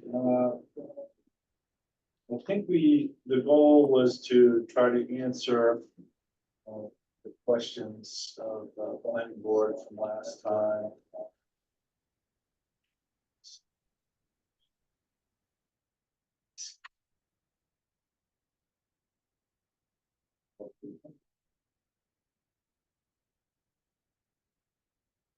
So total project dollar cost for each of the two projects we provided. The amount funded by grant dollars. Taxpayer funded dollar amount we provided. Analysis of generated revenue to downtown businesses, that docs. That is something that Dartmouth College went to great lengths to do back in the 1980s. It's not something that I can do in Shore Harbor, Mass. That's not my thing. But the Mass Marine Trade did a study of marinas, and the upshot of it is that the Dartmouth study says for every $1 spent tying up at a dock, $8 gets spent in the municipality. Mass Marine Trades, which is more recent, says that for every $1 spent, that's the $1 gets spent in the community. Net revenue brought in for added docks. I provided the math for that, and the way I did that was I took revenue generated and for a season and calculated that at the current rate and extended that out for the additional 500 feet, and then also calculated it for the additional 500 feet at $5 a foot, which would be the expected rate of the new facility. So we provided that. And then the additional yearly maintenance costs, personnel costs. We put that in there as well. So that's all in what you received. There's two spreadsheets. Well, there's one spreadsheet with two working sheets, one Fishman's facility, one Reed Park. With the numbers for each. If anybody had any questions about those numbers, I'm happy to try to answer those. So with the fisherman's facility, so there's $100,000 match for residents. Is that going to be asked for next town meeting? 100, I'm not sure. For the fisherman's facility, $100,000 match. That's what it said on the grant page on the town website. So, right, so the estimate for the construction piece is $585,000. If we can get the Seaport Economic Council grant, which we will get if the MBTA issue gets resolved. But the town will have to come up with the other numbers. Whether it's through Waterway Fund or CPC or I don't know. Okay, so that's an unknown. Yeah. Okay. And then with the other numbers you gave, so I'm not exactly sure what the grants cover, like if they cover the bringing water and electricity out, or is that an added expense? So the two grants totaling 1.165 million covers engineering, design, permitting, construction, the islands. Putting in water, electricity in about Silken. Okay, That includes getting the appropriate power to the docks across Green Park, which was the discussion about, making sure the trees are protected, the trenching for the water. We have water, but for the electricity across to the docks. It's all. okay. So then, when you do the calculations of what the net revenue would be, where does the water and electricity cost that voters are potentially using come out? So we don't know yet. We don't know what that's going to be. I couldn't begin to estimate it. So our revenue projections are for a straight $3 a foot, which is our rate right now, and projected increase to $5 a foot. Whether or not we would have a charge for folks who are going to use water and electricity. Some question about whether we sell electricity, so it may have been built into $6 a foot. But anywhere you travel, where you go and cruise, you pay for water and electricity and dockage. The facility is making money off all of those things. Okay, so The calculation for that, I don't know. I don't know what the usage is. okay, so these are, I guess it's safe to say these are rough estimates at this point. Well, the best I can provide. Okay. So we would take the net revenue and then back out whatever the water, electricity cost would be, Well, I doubt if we do that, we'd probably. increase it to 6? Yeah. Which is not out of line regionally at all, just for other facilities that or in dock space with these. Yeah, and I'm not a voter, so I don't know, but I've seen a lot of communities do a tiered, right, like by the size of the boat. But you would just do flat. So, well, I just did this because there's just so many different ways you can approach it. And it could be that the town would decide that a different approach would be better. I would guard strongly against the approach that was chosen. Let's only charge this much this year and see how it goes, which we did the first year with the docks. We should decide what the fair market value is. I also feel like we shouldn't set our price too far below what everyone else is doing because we don't want to deny, Manchester Marine, if they're renting a shoreside slip. We don't want to take away from them. We want to make sure we protect our businesses too by not undercutting. So where does that get decided, the $5 or the $6? That's just a number. So I just use that as a number to show you a projection for what we could be potentially bringing in. But who decides that, I guess? Oh, Mike. Harbor Advisory Committee would make recommendations to the select board. Gotcha. And probably FinCom would be circled into the discussion.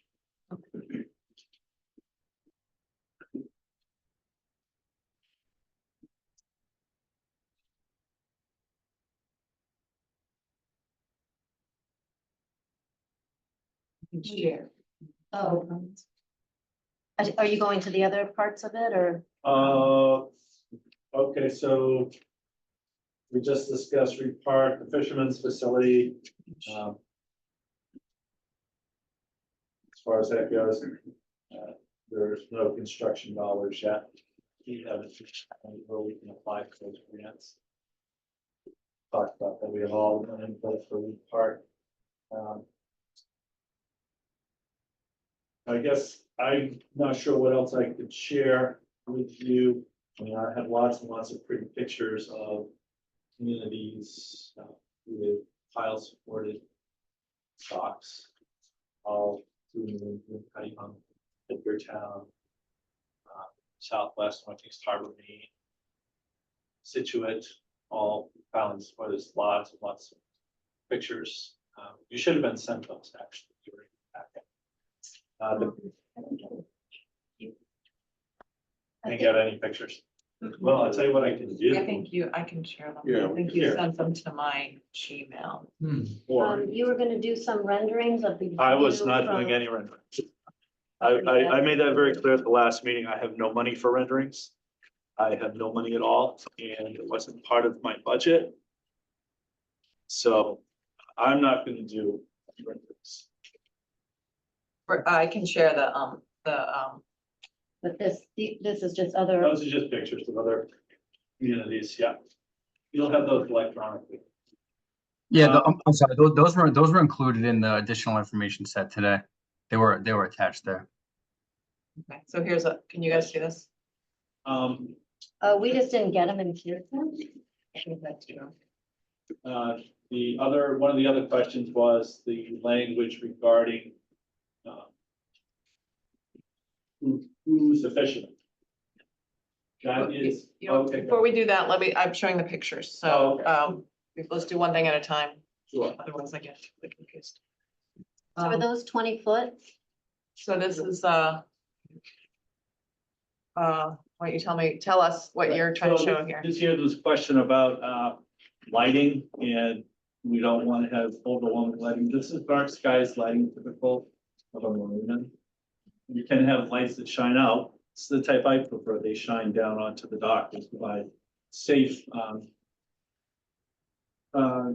strolling across the docks. You can see where you're walking, but the lights do not shine up into the sky and contribute to light pollution. Is there any requirements on the boats for lighting or? One of the benefits of having water, electricity, is that the boats don't have to run generators. Which can be noisy. Most aren't, but How many transient docks are there right now? we have 250 linear.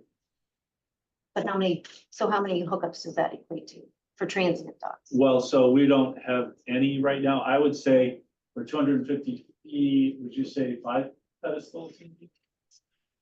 Then that's both sides. Just the right pedestals to that. You can set it every 20 feet. Right. Which if you set it every 20 feet, then they actually have lighting built into them. Right. Which is, it's kind of dim lighting, but it works.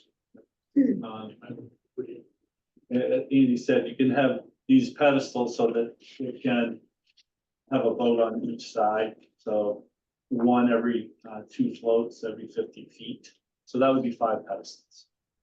So that we currently have No space for 5 transient boats. We have 250 feet, so it really depends on the length of the boat. Saturday night, we had 6 vessels staying overnight. If it's all 22, 25, 20-foot boats, that's one thing. If it's all 45, 50-foot boats, that's different equation. And we don't fill the 250 feet with overnighters because that denies any space for the folks who want to come in and tie up. So we do try to reserve, I like to try to reserve at least 75 feet for the day trippers. Okay, so this is, let me go to the next. It depends on the length of the boat again. You know, it's the number of boats that can fit at the dock, in direct relation to the length of the boat. So we don't know. So we had a letter that said cruise boat. Should it have cruise boat? Yeah, I don't know who keeps talking about cruise boats and about ferries. First of all, you can't do commercial vessels. You cannot be commercial business at the Reed Park docks. The federal grant prohibits that.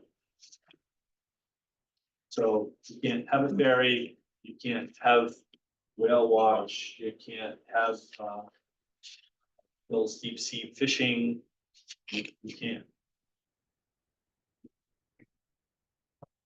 As a matter of fact, we have fishing camps that operate out of Manchester, have for years.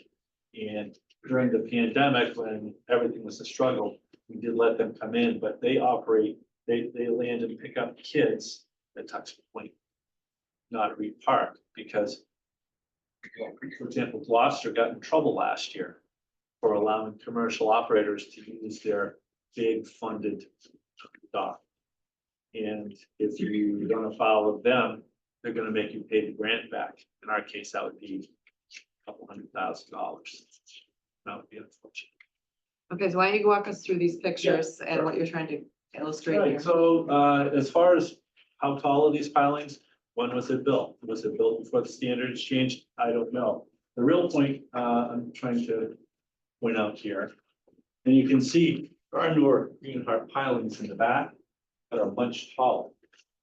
So it could be when those are replaced pilings, much taller to meet the new standard. The real point that I'm trying to make here is that if you have a facility where you are asking people to come in and pay and use your facility, you need to build it like this. This is safe, easier to manage. This is Belfast, Maine. Again, tile supported docks. Castine, tile supported floats, the pier. Is that a pile supported dock? Yeah, it is. So That's that not a has- 14-foot pile supported dock. So that's called the rider pile. Well, the tides up there are a lot different than they are around here. We have 10-foot tide around here. Up there, it's 14, 15 feet. Getting closer to the Bay of Fundy where it's 40 feet. You want to see some pilings, go up there.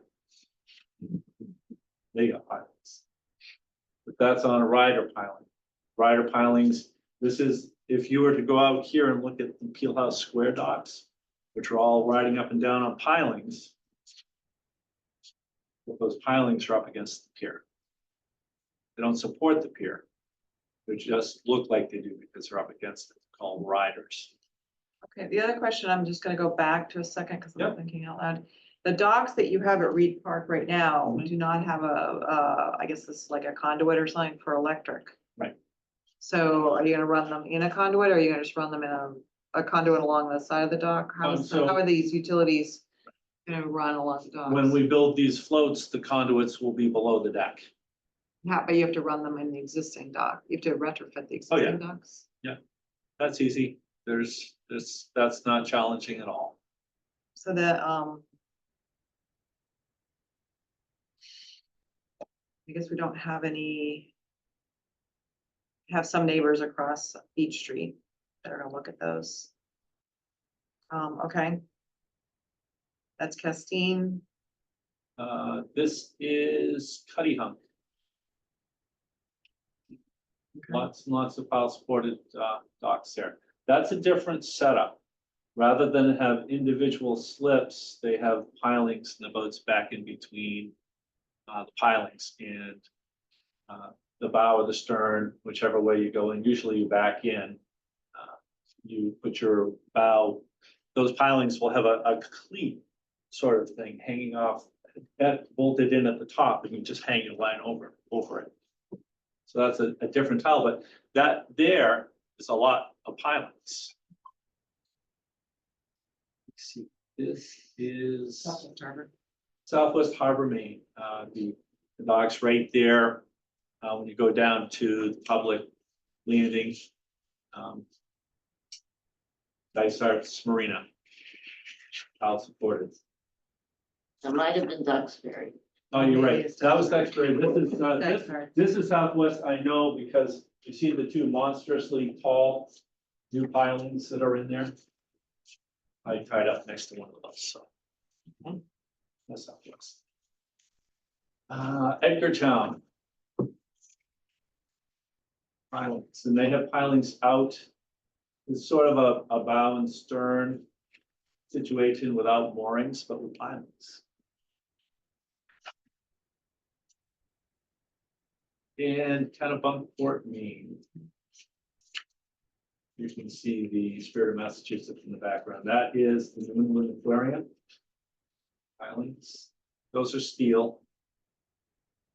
Northeast Harbor, Maine. Very tall pilings and Newport. Pilings. Oops. Independence Harbor, Maine. Again, this is like Castine, those floats are on rider pilings. And Booth Bay.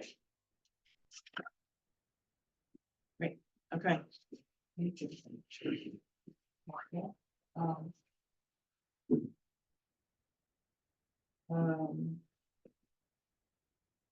Okay, comments or questions from the board? So, yeah, I have a sort of a statement to make, I think. We're a land use agency or, we have oversight over land use, and I feel kind of uncomfortable trying to decide things about the harbor. You're a duck out of water. I'm a duck out of water. And there are other boards in this, and organizations in this town that do oversee the harbor, and they seem to think this is a great plan and something that's gonna benefit the community. I'm not sure the planning board has got much to say. That, what if we overrule them? What does that say about the town? So I just feel kind of uncomfortable commenting on this since I don't have a vote. And I don't know how the harbor works. And I trust Bion, who seems to be doing a great job doing it. So that's my personal view of this. I was gonna offer, if it would help, and I may have said this last time, but this project has, the fisherman's facility has 14 pilings. One of them being over on the Reed Park side that was going to be used to house our new town launch service and a public safety boat. And that will be, of all the pilings, that's most out in the middle, furthest out. I'd be willing to say, let's not do that. Let's let that finger go. Let's get rid of that piling. That doesn't mean none across in front of Beach Street, but it does get rid of one on that side of the harbor that probably be a real eye attractor.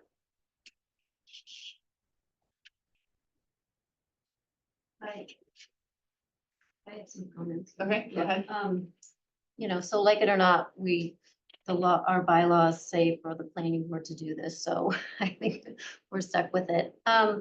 I would propose actually that this goes to town meeting vote.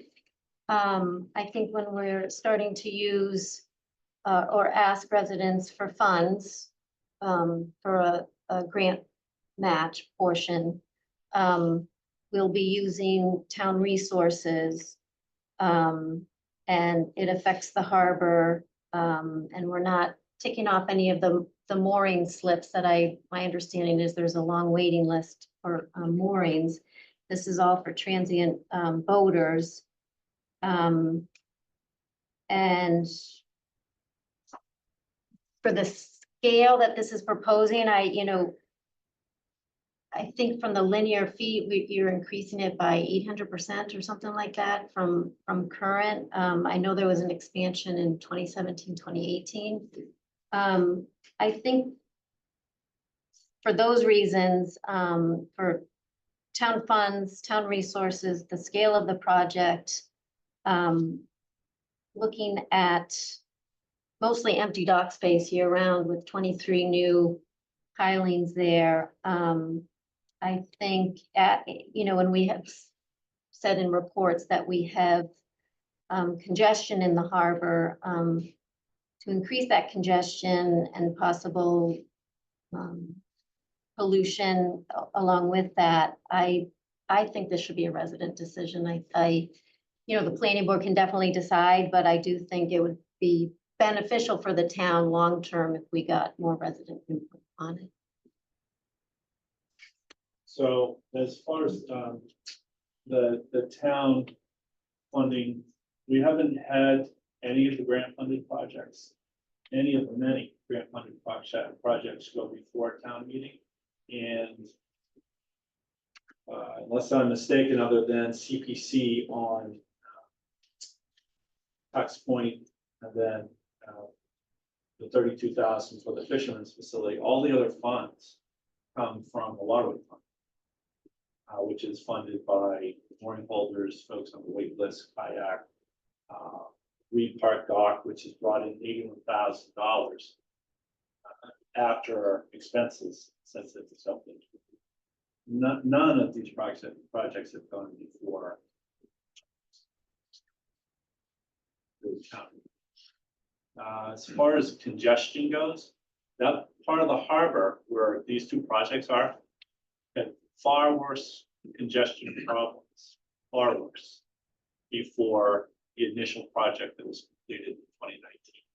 That part of the harbor is now part of the harbor, as I've stated many times in many meetings, is probably the best managed part of the harbor. And with the staff out there enforcing the no wake zone, which used to be a big problem in this harbor, it's pretty civilized with the traffic coming down through here. Congestion, the biggest congestion issues, as far as I'm concerned, are out the outer harbor. We're gonna take comments in a minute. Sue. So getting down to, conditions that we might impose, I might have misheard you, but when we did our site visit, and we were walking around and we were talking about fuel. Can you just describe what the fuel issue will be? Well, if Manchester Marine continues to offer fuel, then we'll be good. There will not be a fueling station on the Reed. There's no place to locate tanks down at Mascanoma Park or Reed Park. So if we had a condition as part of the special permit of no fuel, with perhaps a caveat that if none of our marinas offer fuel anymore, you might have to change that, but I certainly wouldn't have a problem with that, because that would be one more thing to manage, and I frankly can't imagine. Another condition stemming from the site walk, folks were describing to the members of the planning board who were there how people who don't have boats, the ways that they come down and enjoy that part of the harbor now. Can you just remind us of how that will be enhanced for people who don't have access to the water via? Right, so I think the biggest thing that I heard and have heard since and before that sidewalk is the seating area down at the bottom of the ramp. If we were to put 2 or 3 similar, not necessarily as large, like 2 or 3 similar spots where folks could sit on one of those nice little benches like we have. We come down all the time and see people sitting there. And, oh, can we see it? Of course you can. It's delightful. It's a great place to sit. People sit there in the evening, they sit there in the morning. It's wonderful. So I heard that loud and clear. Absolutely would have to be adding those spots. So that could be another condition if we were to approve.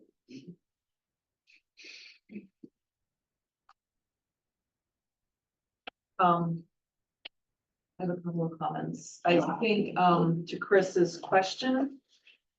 First of all, I think that your, sorry, Laura, I didn't see your hands. The precedent images that you showed, I think you used the word a number of times, marina. And I don't think this is, as proposed, is really a marina.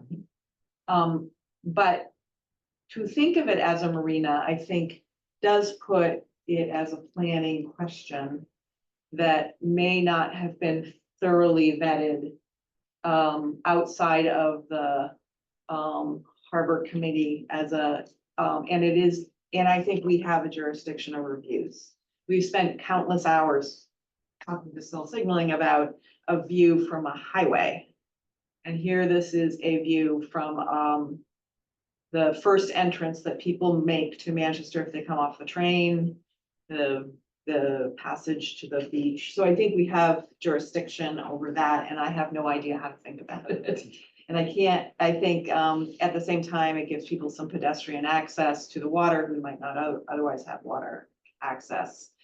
But it is in heavy use if that's the, Memorial Day to Labor Day, and then vacant largely, at least, 10% occupancy or use, the commercial vessels aside, for the balance of the year.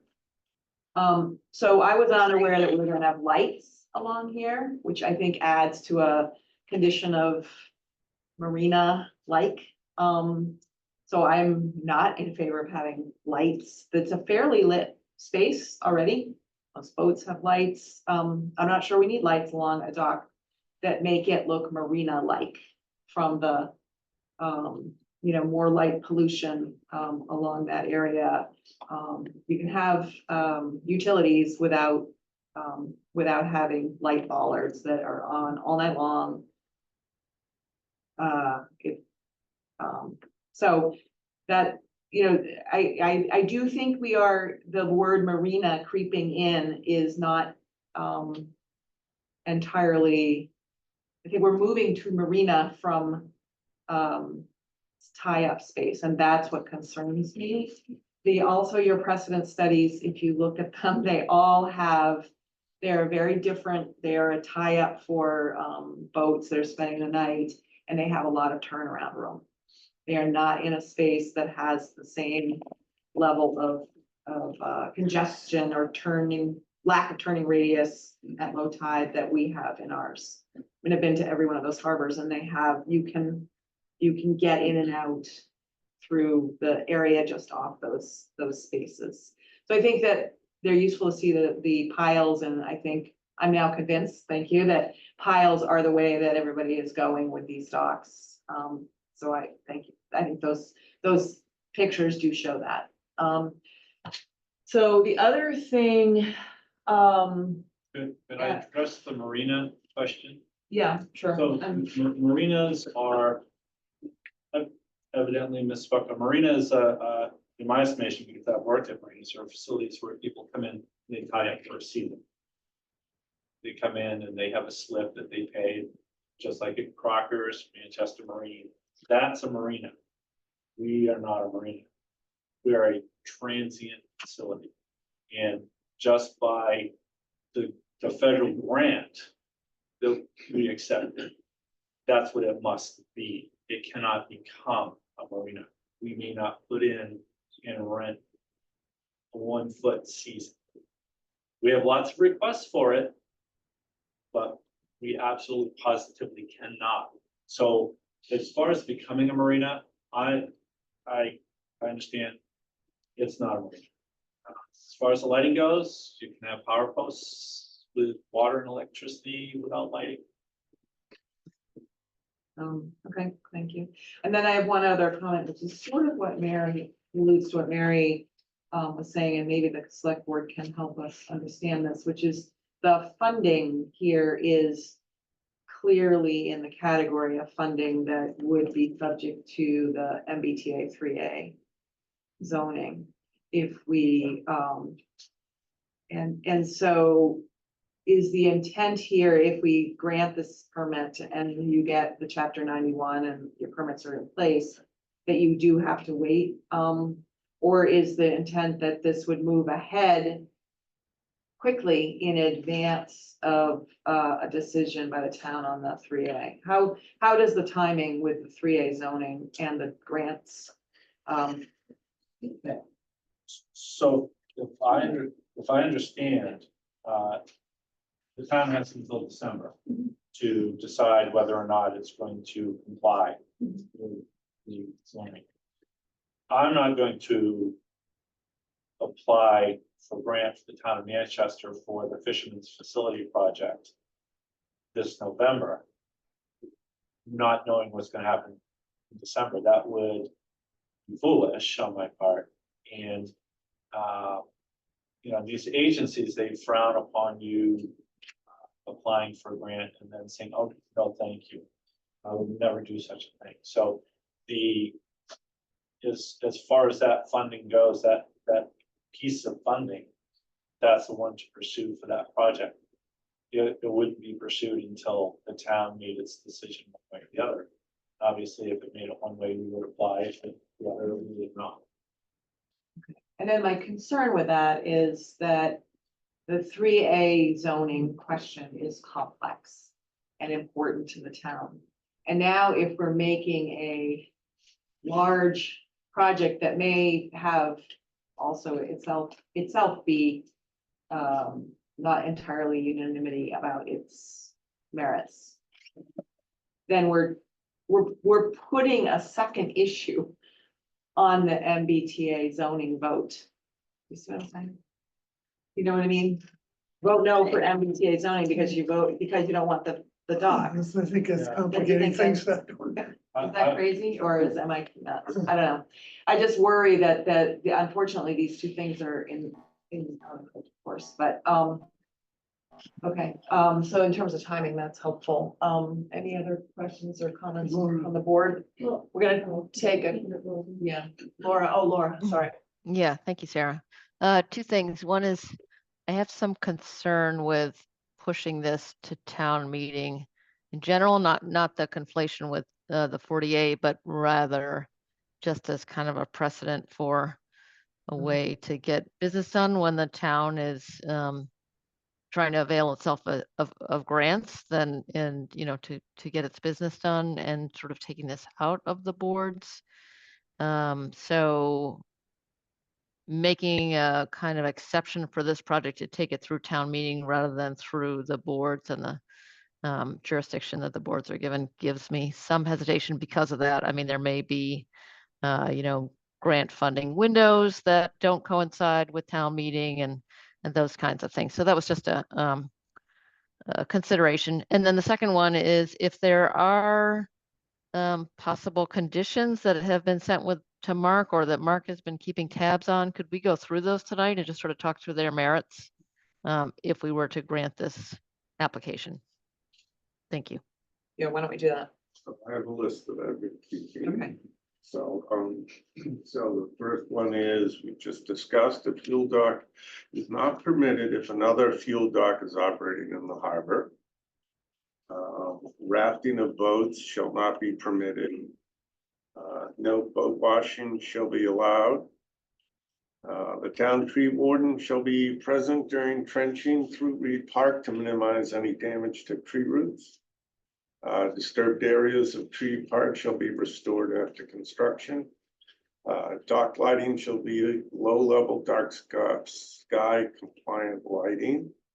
And additional seating area shall be provided along the backside of the dock, provided it does not obstruct routes dinghies to maneuver. So those are the comments that I've heard that I feel I could kind of write a condition for. The only thing to kind of something you perhaps could do for the dock lighting is to have them on like a timer button. So that if you're entering the dock, let's say you go out to dinner and it's dark, push a button, they stay on for 5 minutes, you can get down to your dock and to your boat. And periodically, since we are gonna have stanchions for the water and electric along certain others of them, maybe not every single one, but have a button that again can turn on the light. So if I get up and I think a timed motion sensor would take care of that. my only question about motion sensors with waves, or depends how they're set up. Right. The sensitivity would have to. I feel like a motion set, I guess I'd be inclined to just not have lights on the dock, and here's the. Well, I think, when you're traveling and you're on piers and docks that you're not necessarily familiar with, and you're way down the other end, and I don't know what the ambient, the Could be. Light is, because I haven't been up in this harbor at night. So, you know, what street lights is, on like some places, there's a lot of ambient light that you don't need that, but, If lighting, were to be considered allowed or part of this project, we could certainly, ensure that we would get the lowest lumens possible and potentially fewer, maybe every other post of the lighting with the motion sensor, just so that people coming back don't trip, but they do shut off. Nobody's walking. And what do people think about the removal of the finger dock that sticks out from roughly where the current launch or police boat is? So removing that from the plan. That's what you suggested that you'd be willing to do. Yeah, if it helps people feel better at all about this project, that would be the one thing that we could take away. I feel like removing that removes 3 piers, 2 at the end, 1 or 2, 1 It at, removes one at the end of one that. finger. Yeah. And it does reduce some of the congestion in that area. Okay, Kathy, you had something? Yeah, I just, Kathy Bellata, one time on the select board. So the select board discussed this project at our meeting last Monday, and I've been asked to just make a couple of quick comments here. So generally, the select board is in favor of this project because we think it's good for the town and our local businesses. Some of the key things that we discussed were around how this project can make the harbor more accessible to the residents. There was a question, I believe, at the last planning board meeting, is this just for boaters? And the answer is no. And so just on a personal note, before this meeting, 6 o'clock, I walked down to the transient docks. There were 6 boats there, and there was a family fishing at the end of the pier. And I talked with the staff that was there, and they said a lot of people just like to walk there. And I have witnessed it myself, and I have also done it myself. Other things that, back to the select board comments, we are interested in that walkway, you know, from the Reed Park to connecting the commercial fishing boats. We think that would just be a wonderful asset for the town. And we really like the bump outs that you mentioned, adding the additional seating. We thought that would be really great.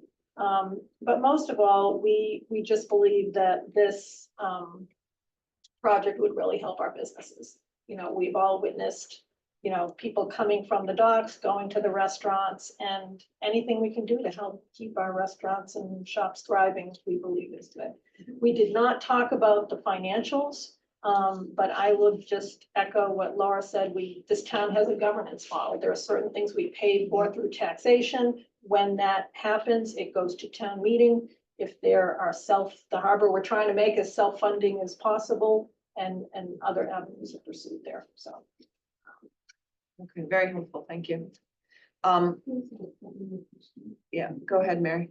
I don't have the drawings in front of me, so that walkway from Reed to Mascanoma, is that in the same area that there's, I think the select board or some department is discussing that they want to make Mascanoma a floodable park, so would that be in that area? So if you were to go down Beach Street, you can stand right at the head of the causeway looking at the harbor. The fisherman's pier here, North Pier, and over here is Reed Park. It comes in around on the dredge line or the dredge. Okay, The so it boat would. comes around right there, and then the thing, it's not in the park, but it's adjacent to the park. So though I think that a walkway is great, I don't know why we would add infrastructure in an area that we designate as flooding. It's the harbor, so it's not the area in the park, it's actually physically in the harbor. But that abuts the park, right? If I'm thinking Right, of the whole right harbor, part. the whole harbor. Okay, It's yeah, so it would be. And then I guess if we could get some numbers of water usage, I just have no idea. And then, I don't know how town facilities do this with water bans, so say we had a drought and there was an outdoor water ban, does that affect this type of, commercial enterprise, or does it not? If the town wants to shut off the water to the pier, it certainly can. There's already, one of the caveats is you can't wash boats. So, but if people are filling water tanks so that they can launch their next destination, that would be pretty standard practice. And if they're paying for the water, that's the point there. If I could clarify that. So the select board actually makes the decisions on the water bans. So last year, or 2 years ago, when we had a water ban, we had some specific criteria. So to answer your question, Mary, it would depend on what the decision was from the select board after looking at all the information. Okay, Greg has his hand up, so I'm gonna, Greg, clarifications, things to add. Thanks, Sarah. Yeah, let me just start with that last one. So typically domestic water consumption is not part of a water ban. Usually water bans impact outdoor water use typically. So a water ban would typically not impact domestic use on a boat, as it's considered domestic use just as a household is using water. We don't ban people from using water in the house. Boat water use is quite low. You don't have, you're not flushing toilets at 1.5 gallons a flush on a boat typically. So those water consumption levels are quite low, but we can get some statistics on those in the future. Regarding the floodable park, the whole idea of the floatable park is to create a walkway that is that can accommodate flooding, and these floats being on piers would rise as the water rises, so they would be consistent and connect to what is envisioned as a raised walkway around the perimeter of Masco. So that would be consistent with that plan. Regarding funding, any town funds, and that would include waterway funds, if any of those are going to be used, they would have to go before voters ahead of time. So it's an automatic vote if we're using any sort of town funds. So I don't believe you would want to wait to make your decision, but rather know that voters will have a say if town funds will be involved, depending on how we are successful with grant sources or not. And then lastly, on the issue of visuals, I know that people were hoping to see some drawings, but I think your site walk provided the best visuals that you can have because those pilings are already there. The pilings that will be along Masco will be in front of the pier. The pier is behind the pilings, and so the pier is taller than the pilings. And so again, your eye is drawn to the pier, not to the pilings themselves. And then the majority of the pilings for the extended floats towards the drawbridge, they're all along the railroad bank. So again, the visual impact of that is fairly minimal because people aren't looking down the tracks; they're looking out into the harbor. So I think your visual impact is really that small portion that's on Beach Street as you look out in between Morse Pier and the Reed Docks, and eliminating that the one finger that Brian suggested helps with that visual impact.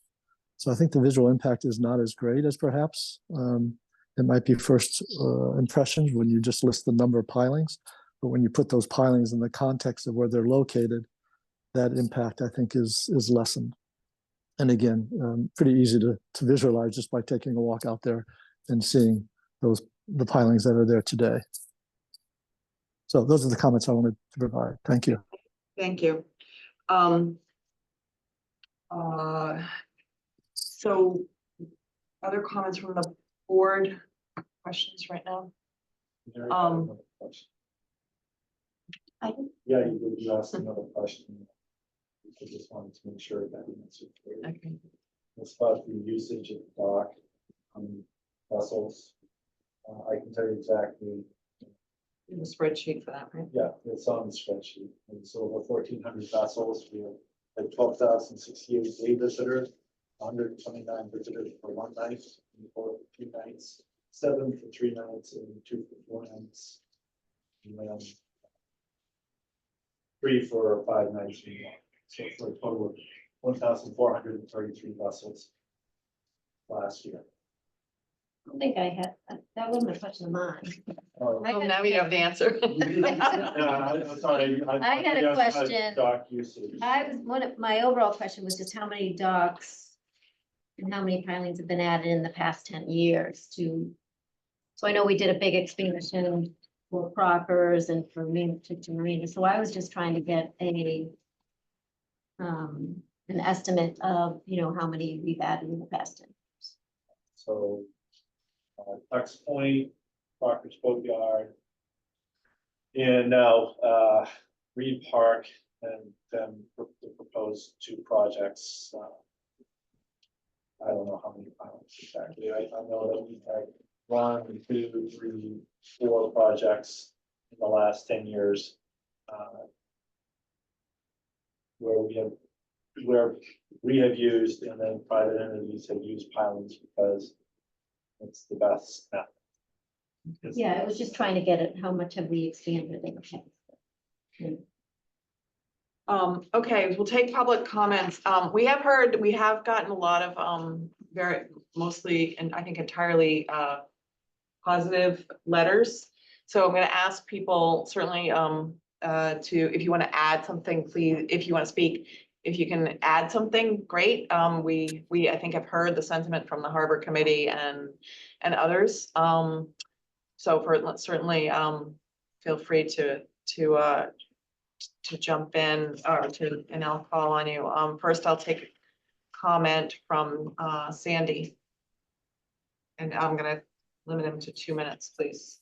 Hi, thank you. I think number one, if this is associated with something that the state is associating with zoning, the town needs to know exactly what it's getting into regarding what agreements will be in place as part of 40A. I don't think many people in town know that, and that needs to be articulated clearly with all of the stipulations. Secondly, as we did with Tux Point, it is critical that we know all of the details of what is going to be going into the dock, the materials, the lighting, what it is going to look like.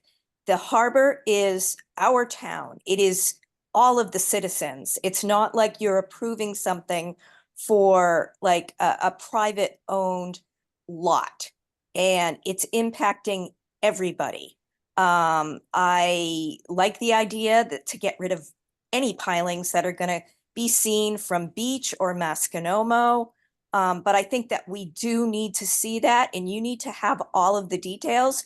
You would not be approving a plan without having all of those details. Just seeing, a small, tiny rendering blueprint does not give a sense of what it is going to do to impact our town. There are many non-boaters in town. We appreciate the harbor, and this will have a severe impact on it.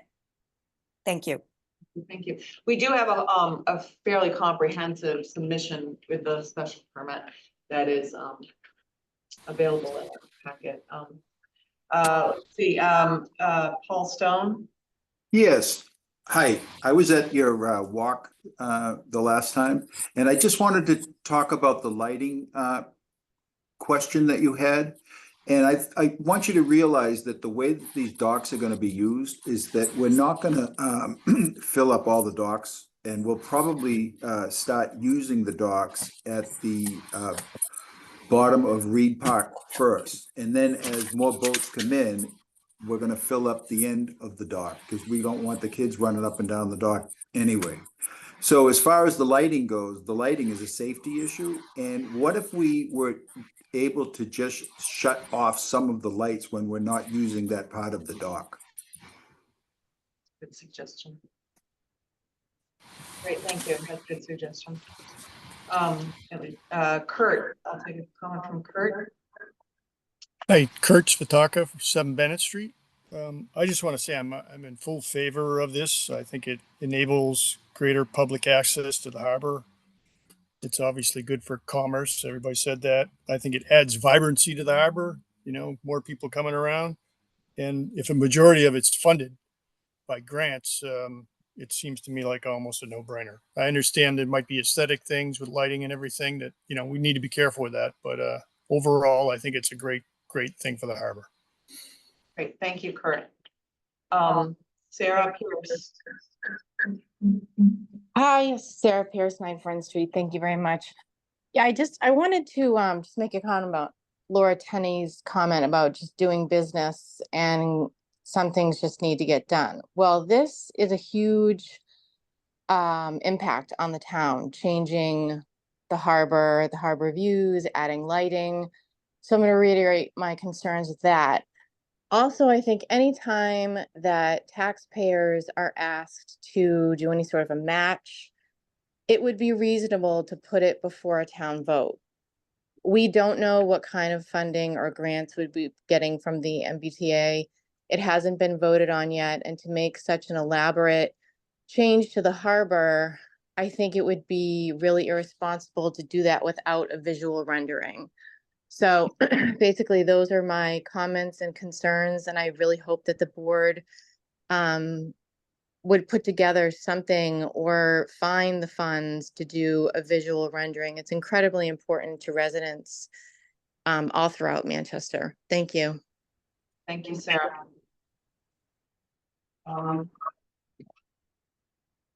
Sir, let me clarify one thing. Yes. There is the only connection between this harbor plan and the MBTA zoning. Right. Is that if we don't pass the zoning, we won't get any grant funds. That's the just want to make that absolutely clear. Thank you. Any other comments? Let me do one last question. Have we asked the police to weigh in on this at all? And again, just because it's a expanded new neighborhood down there, if you could have, if you say we have about 5 or 7, if you adding 22, that could be, 30 people, 30 families, 30 whatever. So I'm assuming the police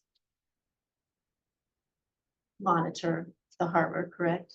Yeah, so the police and the harbor department work in absolute conjunction together. And as a matter of fact, our new deputy harbor master, Andy, is headed off to the academy September 9th.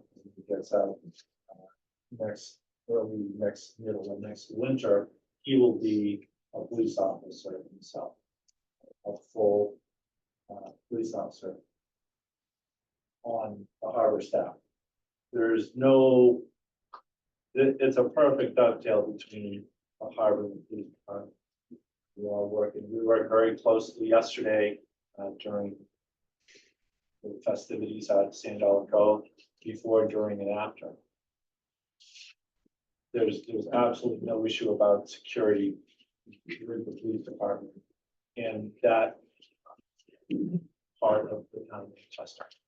Yeah, I'm just asking as part of the special permit that we would hear from the police chief or his. So his signature of support is actually on a letter of support for the fisherman's facility because he is a lobsterman. So we have his signature in support of. But that's as a fisherman, not as. Well, I would say To Mary's. fisherman's a resident. So just as a planning board member, we asked the police chief or the fire chief for their input on projects. So that's what I'm asking. The other thing I'll just follow up is at the last meeting, we did hear somebody who had concerns about this from a historic perspective, and I did forward the information to the Rosemary Costello at the Historic Commission. So and let her know that we were taking comments. Oh, there she is. Any comments? My only comment is, we do not have this area in the historic district and it is not designated, historic byway or scenic view at this time. So it's not to say that it couldn't be in the future, but it is not currently, under any kind of protection or designation or, celebration for its historic character. Okay, thank you. I do have one other question, and that is, I mean, oh, never mind, it's on. Okay, so I think we have heard from everybody on this. Are we ready to, what I would suggest is that we close the hearing on this, and then we have discussed draft comments, and then at the next meeting, we would review the, and finalize the special permit conditions. Okay, so that- I'll do just like I did for the Rotunda, I'll send out a draft. Yeah. With these conditions, and if anyone has any additional conditions. send them along. Okay, great. So I move we close the public hearing. Second, I'll take a roll call. Laura Tenney. Yes. She's waving. Sue Philbrick. yes. Chris Bowlney. Yes. Sarah Creighton votes yes. Gordon Brewster. Yes. And Mary Foley. Yes. Okay, thank you. So that's what's gonna happen. We're gonna get a draft conditions. We will take it up at the August 12th meeting. And okay, so now we're gonna talk about the condition for the Tux Point. We've already closed the public hearing for Tux Point hearing, and let's see if I can pull up the, was that meeting? Yes. So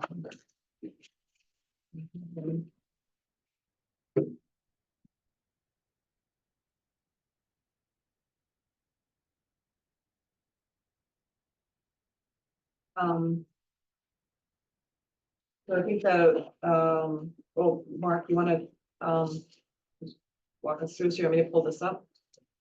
Let's see. I want to Just just share pull it up on my computer so I can read it, but basically,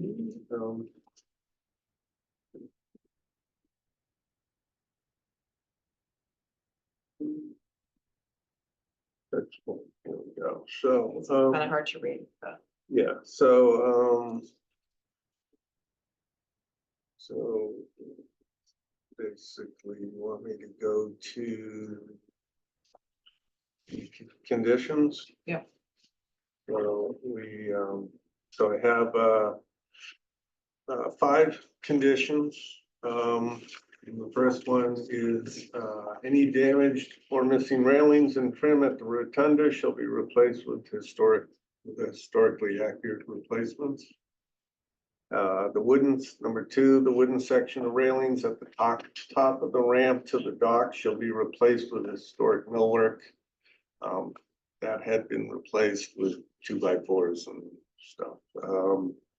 The sides of the elevated ramp leading to the rotunda shall be faced with granite block to match the existing pier. So the lower, they're gonna raise that up, and so it's already granite. So then an architect, landscape architect shall be part of the consultant team to ensure the rotunda structure, millwork details, landscaping and site improvements are appropriate to the historic nature and public use of the site.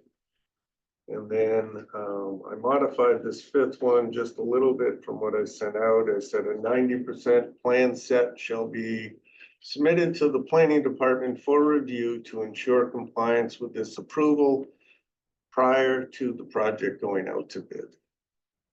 It's slightly different than what I'm showing on the screen, but. Yes, it's Okay. slightly different, based on some comments from Public Works. Comments? I would suggest, Mark, in there, I think the intent is to try to duplicate exactly the architectural details Right. from the existing building, so that it's a little more firm and direct language than you used in so far here. Yep, should be replaced with historically accurate replacement, duplicate. Or That might be appropriate too, but it should be replaced in duplicate, yeah. fact. Yeah. Fine. Challenge it. You could have the same design, like current standards, I think are gonna require that those be a little bit taller. But it doesn't mean that they can't. So we're talking about architecturally, the section, whether it has a slope at the top or whatever the section in detail is, we use that same detail in here to, and then accommodate it with current building lines for handrails, guardrails. Fine, will all the railings be replaced throughout the facility? The whole thing needs to be. Oh, okay, so that I wasn't clear about, because I wrote any damage or missing railing, so it really should say something, the replacement railings shall be, shall Keeping with be, the original. shall be, yeah, shall be. Could be where the She'll replicate the original Yeah, right. Excellent design. words there. Design. That's why they give me big bucks. Okay. And then Mary had some Scribner's errors and sections that should get corrected. So you'll give. Sarah, I had a comment on one of the conditions, just one Okay, word thank you. change. Sorry, Laura. Yeah. go Thank ahead. you. Number 3, change the word faced to constructed. Okay, great. Thank you. And Nate, you have a comment on the conditions? Yeah, I guess I was just looking for further clarification on number 5 on what that really means. Is it to be submitted for approval or just submitted? Because ultimately it, So when we're trying to Yeah. define the bidding timeline, So I reworded it, so it's clear that it's not for, just to review to make sure it's in compliance with this approval. In other words, the design of the railings shows the same historic thing, so it'll be in front of like an administrative review. Of course, I'll ask the board if they want to come in and look at those, they certainly are free to do so, but it's not for a new hearing, a new planning board review or anything like that. okay, so, we can set like a, 2-week or, a 2-week limit on from when I send to receiving comments back because, Yes. I think in the, when we try to set up the bidding schedule, that's something we need to consider. And when we're going Yep. for bids and, we're hopeful that we can, we have received all the permitting back. So we're hopeful that we're going out to bid this fall for construction potentially, over the winter into the spring. So just, if it's 2 weeks versus a longer duration, then, that affects how we approach it. And Nate, there's no lighting. I think we talked about this in the site walk, right? There's no lighting additional, Nope. in the structure, right? Or electrics or anything. Okay. Yep, nothing, just, matching, just Okay. raising it. Great. Just. Okay, Mary, are your, any substantive comments that we want to make sure we get? Well, the bylaws referenced are incorrect. So the first one, pursuant to section 4.1.1J, it's actually 4.2.F.1.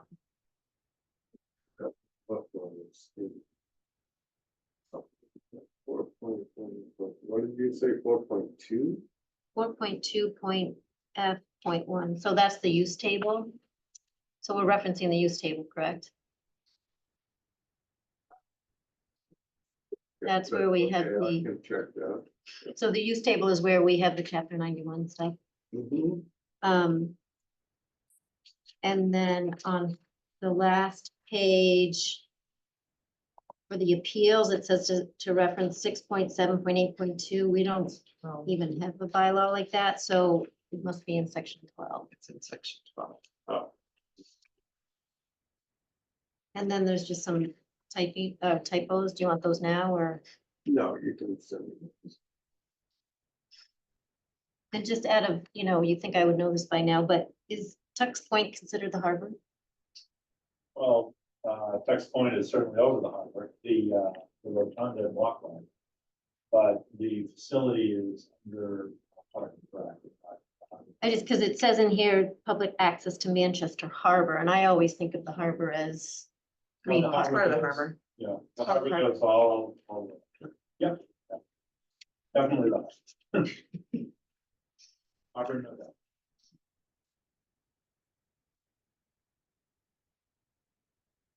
I think appeals are part of state law.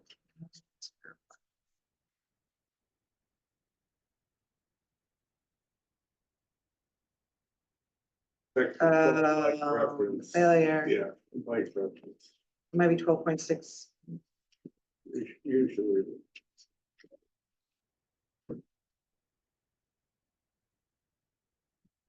Citizens. Appeal, 12.8.7. Is appeal. And it's, should be bolded, but it's not. So page 118.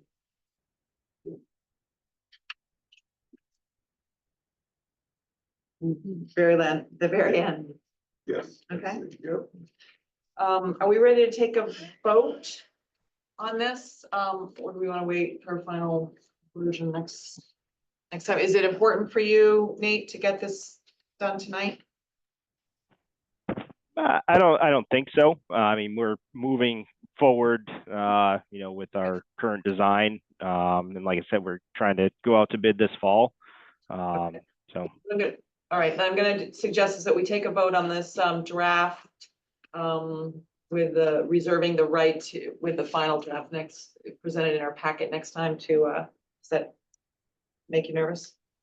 Any Well, word if you voted, changes? it's done. It's done. And Are we ready to fill vote? in the few blanks and it gets signed. Okay. Whenever you're I think available. we're ready to vote. Sure. Okay, Chris makes a motion. Sure. I'll move that we approve the special permit for the reconstruction or elevation of the And rotunda. site plan review. Oh, and approval of the site plan. How about the special permit and site plan review of the application for the existing timber pier at Tux Point, public dock facility and associated site for improvements at 17 Tux Point Road. Right, that's a mouthful. Okay, Sure, so moved. do I have a second? Second.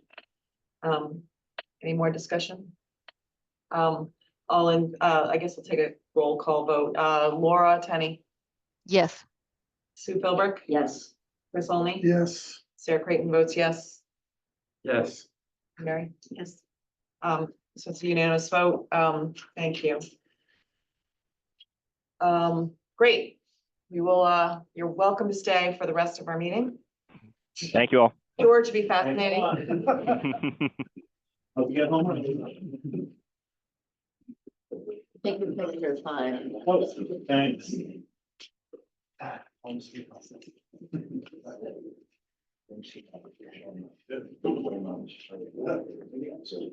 Okay. Great, so,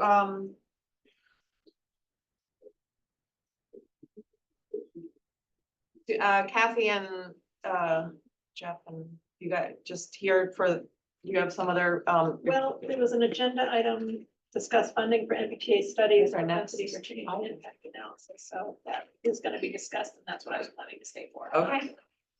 Mark, we'd like to discuss the funding for MBTA study, or Chris. Mark. Okay, so the propensity for change is a projection on, based on our zoning proposal. What is the likelihood of units to be built out over time? This estimate is, the cost is $9,000. This will be completed by the same company that is working with Emily, RKG, under her contract.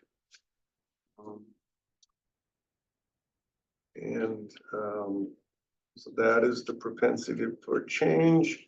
And the fiscal impact analysis is, I believe that's $16,000, and that would create the analysis to see what the increased cost is to the town to provide services, offset by the cost of, or the revenue that the town would receive from real estate taxes and other fees on the development. So that would be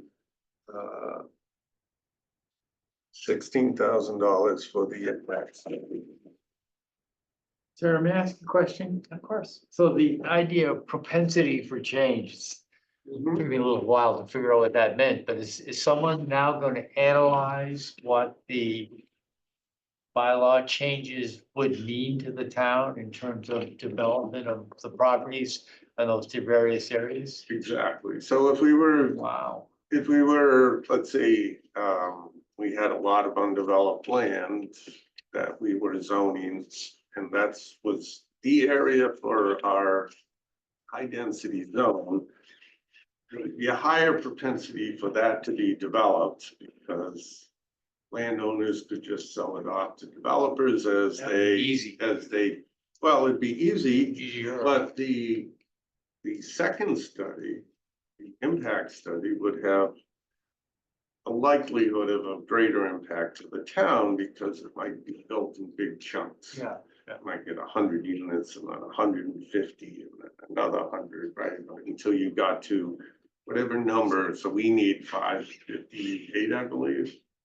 So you would, but if you are doing along the lines of what we're doing, which is zoning areas with lots of, that's already developed with lots of houses, a lot of multifamily buildings already scattered amongst that, some big apartment complexes also in there. The likelihood of that changing is any significant number all at once is really very low. So it will be just a slow incremental change over time. So this company has built a model and studied other rezonings in order to develop a method in order to evaluate based on a community's zoning proposal what's likely to happen.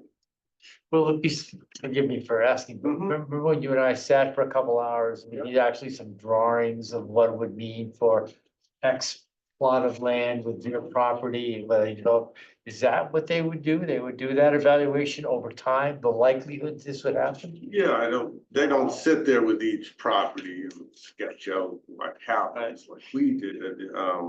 But they have a method to kind of evaluate based on how big the properties are or how many lots there are in a certain zone and what's the build out analysis show for the maximum number of units, what will happen over time. So interesting. Yeah. Have they had a track record? Have they just been doing these since the MBTA zoning, or have they done them over the years as build outs?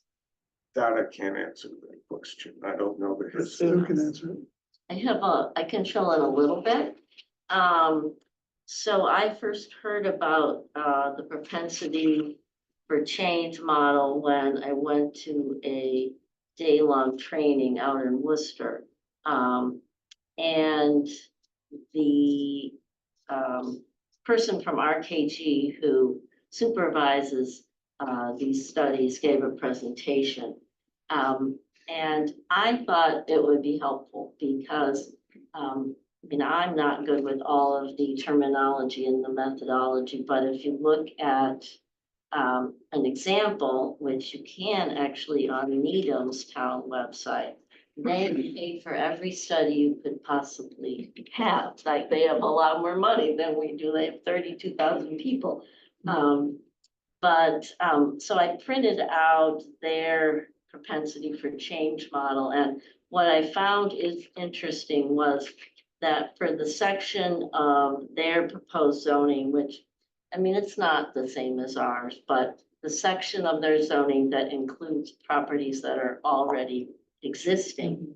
The model determined a potential build out of 12% of the full build unit capacity. Now, obviously, they need much more units than we do, but that's helpful, you know, is it worth $9,000 to come to that? I don't know. What they do is they use the assessor's value of each parcel, current market value, and then they determine based on, you know, current construction costs and whether or not people like to build in your town, and just all of those kind of factors to come up with the delta between the possibility of someone being able to make, I think they use a 15% profit. Yeah, I just looked at this afternoon, but I think it's 15. Yeah. You know, if a developer can make a 15% profit, then it gets a certain score. If there's not the possibility for that, you know, over a certain period of time, you know, there's little chance that it's gonna be developed according to their model. So I thought it was interesting. It might be helpful, but it is $9,000. And do they include, so we haven't yet decided if it's a 10% affordable or a 20% affordable. Have you That's- received that? That's Yeah, a we're different assuming study. Okay, so will they model both? Well, they, Model both scenarios? Whether, Did we already vote that one? We did? Yeah, we no, already but did. would they model the because it seems to me that the propensity to I change think they did do that. could vary depending on how much affordability is required. It's true. Because your profit is lower on, if you have a 20%, Yes, yeah, 20% affordability, They'll look at different different. scenarios. they would. Yeah, okay. I The other think thing, the other thing they do is when you look at the impact, the fiscal impact, they assume that affordable housing will have slightly more children, slightly more. larger family sizes, and that impacts the cost of services at the time. It's not a big change, but there is. Yeah, okay. Yeah, so that one, they, you know, they interview the school, they look at the class size. I mean, I just looked at that this afternoon. It's 89 students, only 89 students in our senior class this year. I mean, Yeah. They look at the school, they interview people at the school, they, fire department, police department. They look at the tax rate. I didn't review this one quite so closely, but all the town departments. Well, certainly we've heard that people want to have this kind of analysis. And I think the concern is there's a lot of inputs to challenge and, Right. you That know, would be. and, School would but- challenge everything. so it's plus or minus, you know. But I think it's really helpful because, so for example, we got a letter from somebody who said, oh, well, each of these units is gonna have 2 school children. And so, let's say the average unit for an apartment is, 0.4.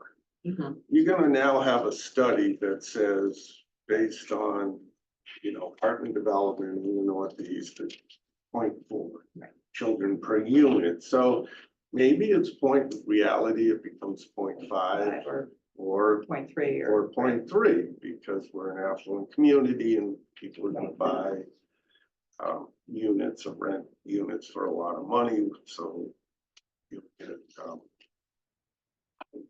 slightly different number, but it'll focus the conversation on a range that's more focused in reality than misinformation, scare tactics, or people just guessing. So I forgot to answer the initial question, which was, have they done studies outside of MBTA zoning? And yes, I haven't read those, but they've been doing both the propensity for change and the economic impact studies for other types of town changes. Okay.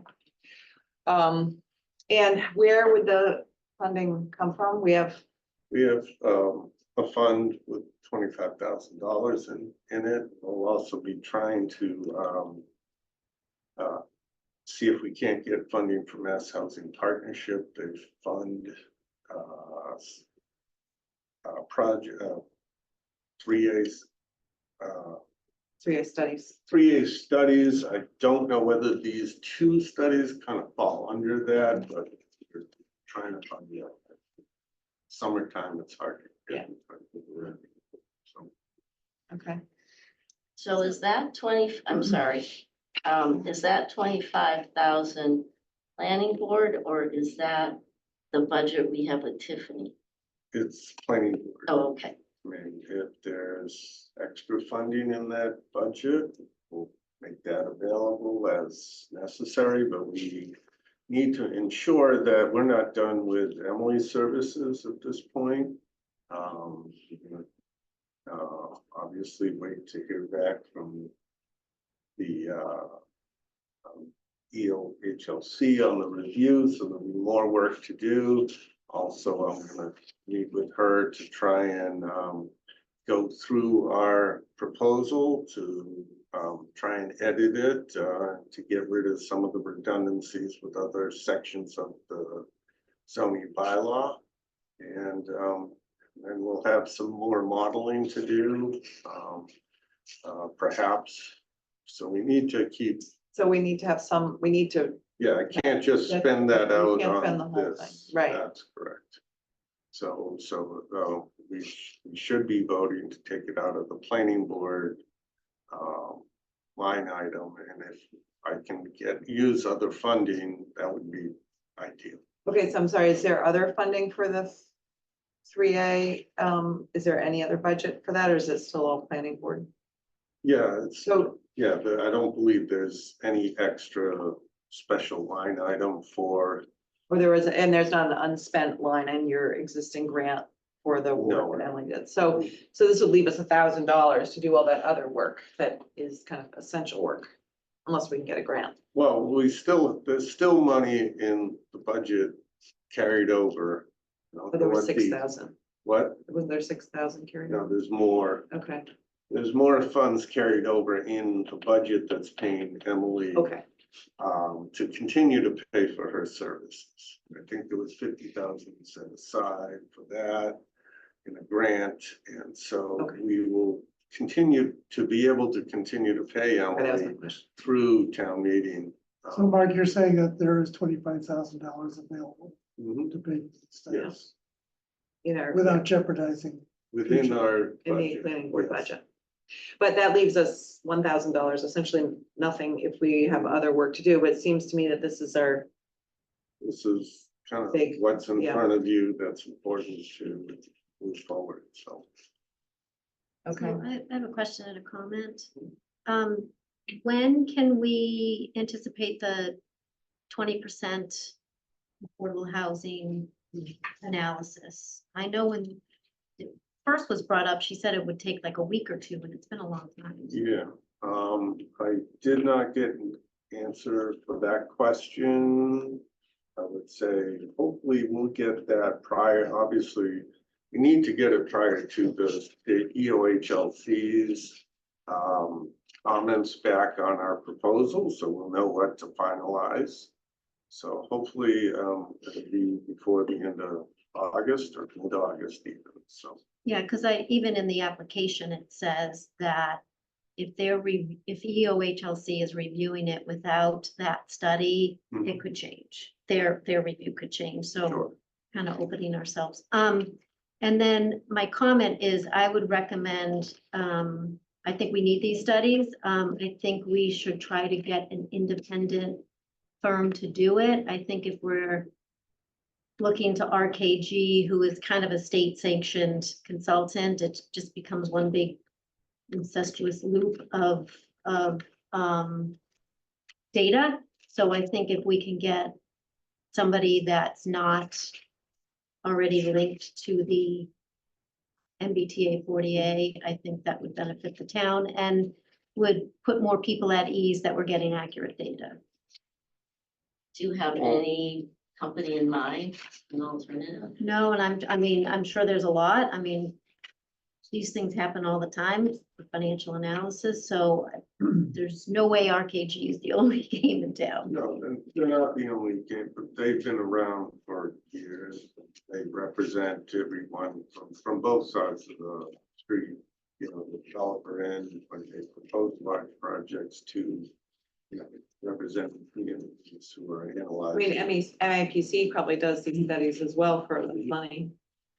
Well, that's just the same bucket of people, like, I mean, you can definitely see towns that have used independent, and I Oh, RKG is independent, I mean, you know, so I think, you know, any planning firm that you get to do, fiscal analysis is done work for both sides, whether it's government and for, you know, private so I did, yeah, developers.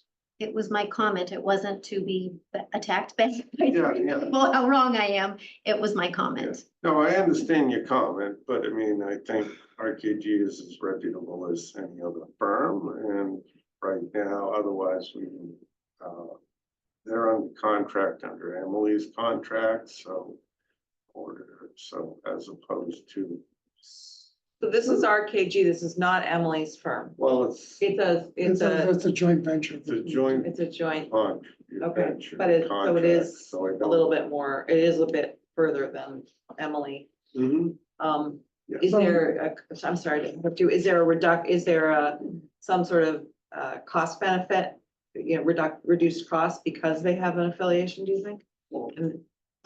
Yeah, well, they have indicated in my discussions with them that the price that we're getting for these studies is far cheaper than what some other companies will be charging, because I asked about the cost, because it was brought up a few months ago. And to Mary's point about deliverables in terms of schedule, do we have a deliverable schedule on this? Not yet, but we would have to. I think we want to make sure that's We would written in. have to, well, we would, in order to get it done, we would have to like vote tonight and give them the authorization to move forward as quickly as possible. Mark, if we were not to use RKG, what would the process be? We would probably have to put it out to, like an RFP out and to see, and we would not make town meeting. Get it done in order for town meeting, so we wouldn't have the information. And why wouldn't we have to do an RFP, RKG? Because we already have Emily and RKG under contract, so it's just an amendment to the contract.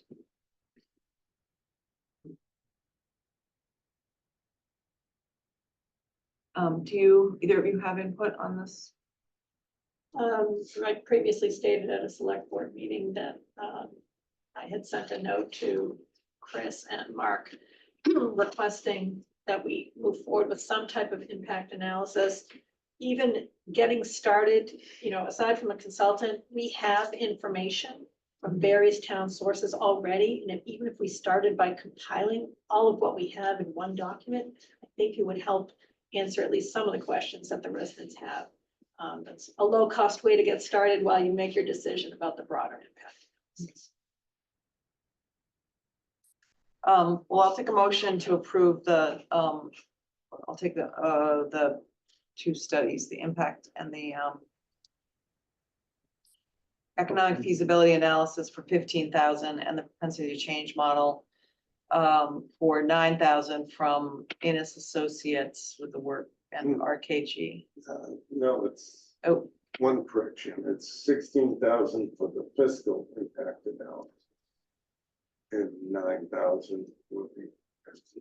If they change, it was 15,000 No, before. it's 15,000 for the economic analysis, which is for the,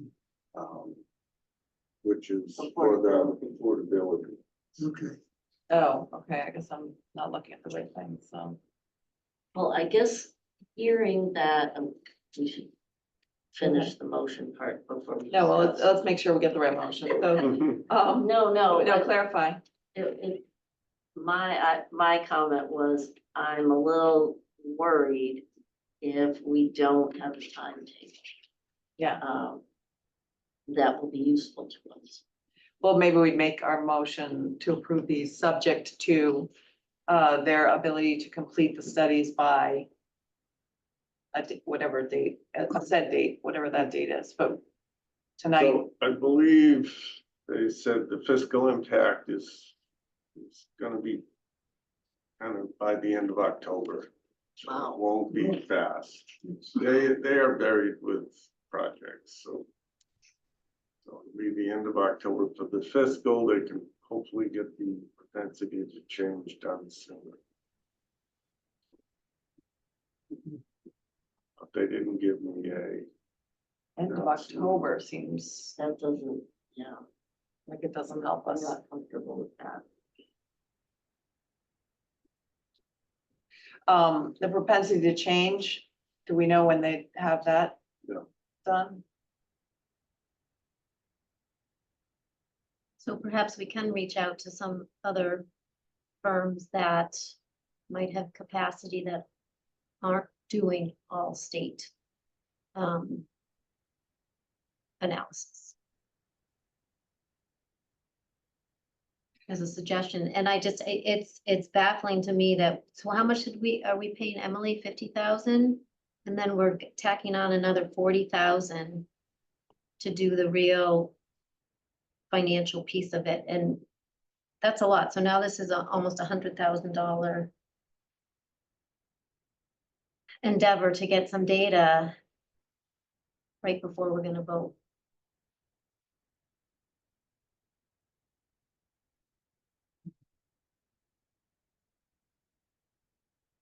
I thought that when Emily was hired, that she was doing a fiscal piece to the analysis.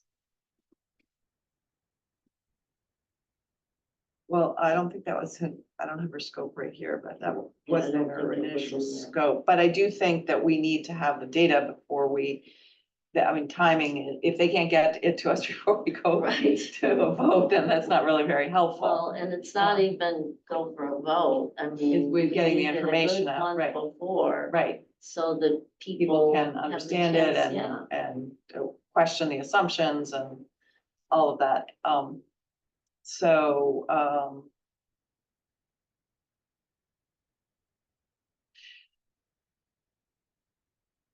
I think without, I mean, I think we have to make a vote that if we vote to move ahead with this, I think we have to have some sort of condition that can be delivered in a timely way.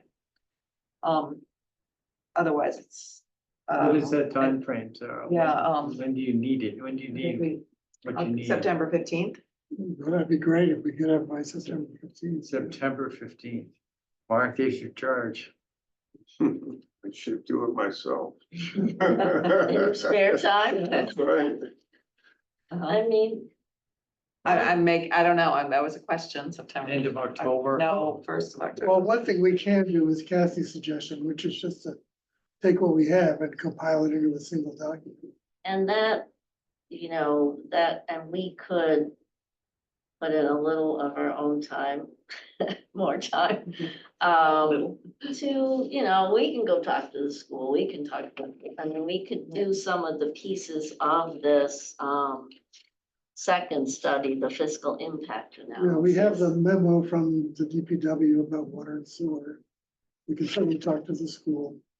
I mean, I do There's a think, danger in that. I know there's a danger in it. But I also, we could also look at like the Needham studies and make some assumptions based on where they got their data.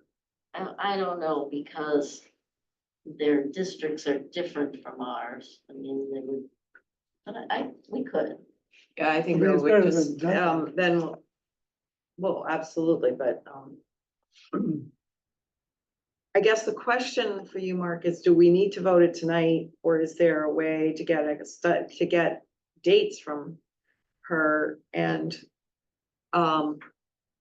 once we have the dates, I mean, we could have a virtual meeting on Thursday to vote it, if we have dates that are acceptable. Can Or we if do the there's, reverse, vote it, vote it get with, the date, and that would be the tacit approval right at that point. So we don't have to meet again yeah, that's. the in the other event option. like selling stock at a certain level. I was just gonna, all I can think of is when we got married, we had a spreadsheet about who was gonna come, and we had a percentage, and everybody's, the percentage, you either came or didn't come, you didn't have come. But you were right on with the number, which is sort of the point, right? You're kind of a little bit off on this parcel, a little bit off on this parcel, but let me tell you, when you were planning a wedding many years ago, it worked. Can I ask you a question about you have the results of that propensity study? Yes, What were the results? There was, so there are lots of, you should look at it. basically no more than 25% of what was approved would be built. But it So varied if on they the had, if different they said they needed 1,200 would have been built at the end of a period of 25 years, 20 years, I don't remember the time. some So duration. they gave a duration. So is that work in our favor or against the approval of this thing? I don't think it's about a for or against, I think it's about people information. understanding But they're gonna vote on it. that there is a range between, 0 and Yeah, not 500. I mean, some people think that the result of this will do 559 new exactly, units of housing. exactly. Additional. New units of housing built. And that's not the case, it's probably 300. Ah. If that, and then of that 300, maybe 25% of it gets built over 10 years. Yeah. So unless you do this study, you're never gonna have the facts to support that. Well, even when you do this, so you're not gonna have the facts, you're gonna have. Yeah, you have It's based on you have your assumptions. best Yeah, guess, Exactly. But you'll have a much better guess. but still, it's to that point. So it's worthwhile having the study done, much as I hate spending money. Is the economic analysis something that we might hold, get the propensity to change study moving, and the economic analysis is a little bit, the FinCom has done an economic analysis for SLB. They did an economic analysis. I know that we're gonna get something about cell signaling. It's a very different kind of thing.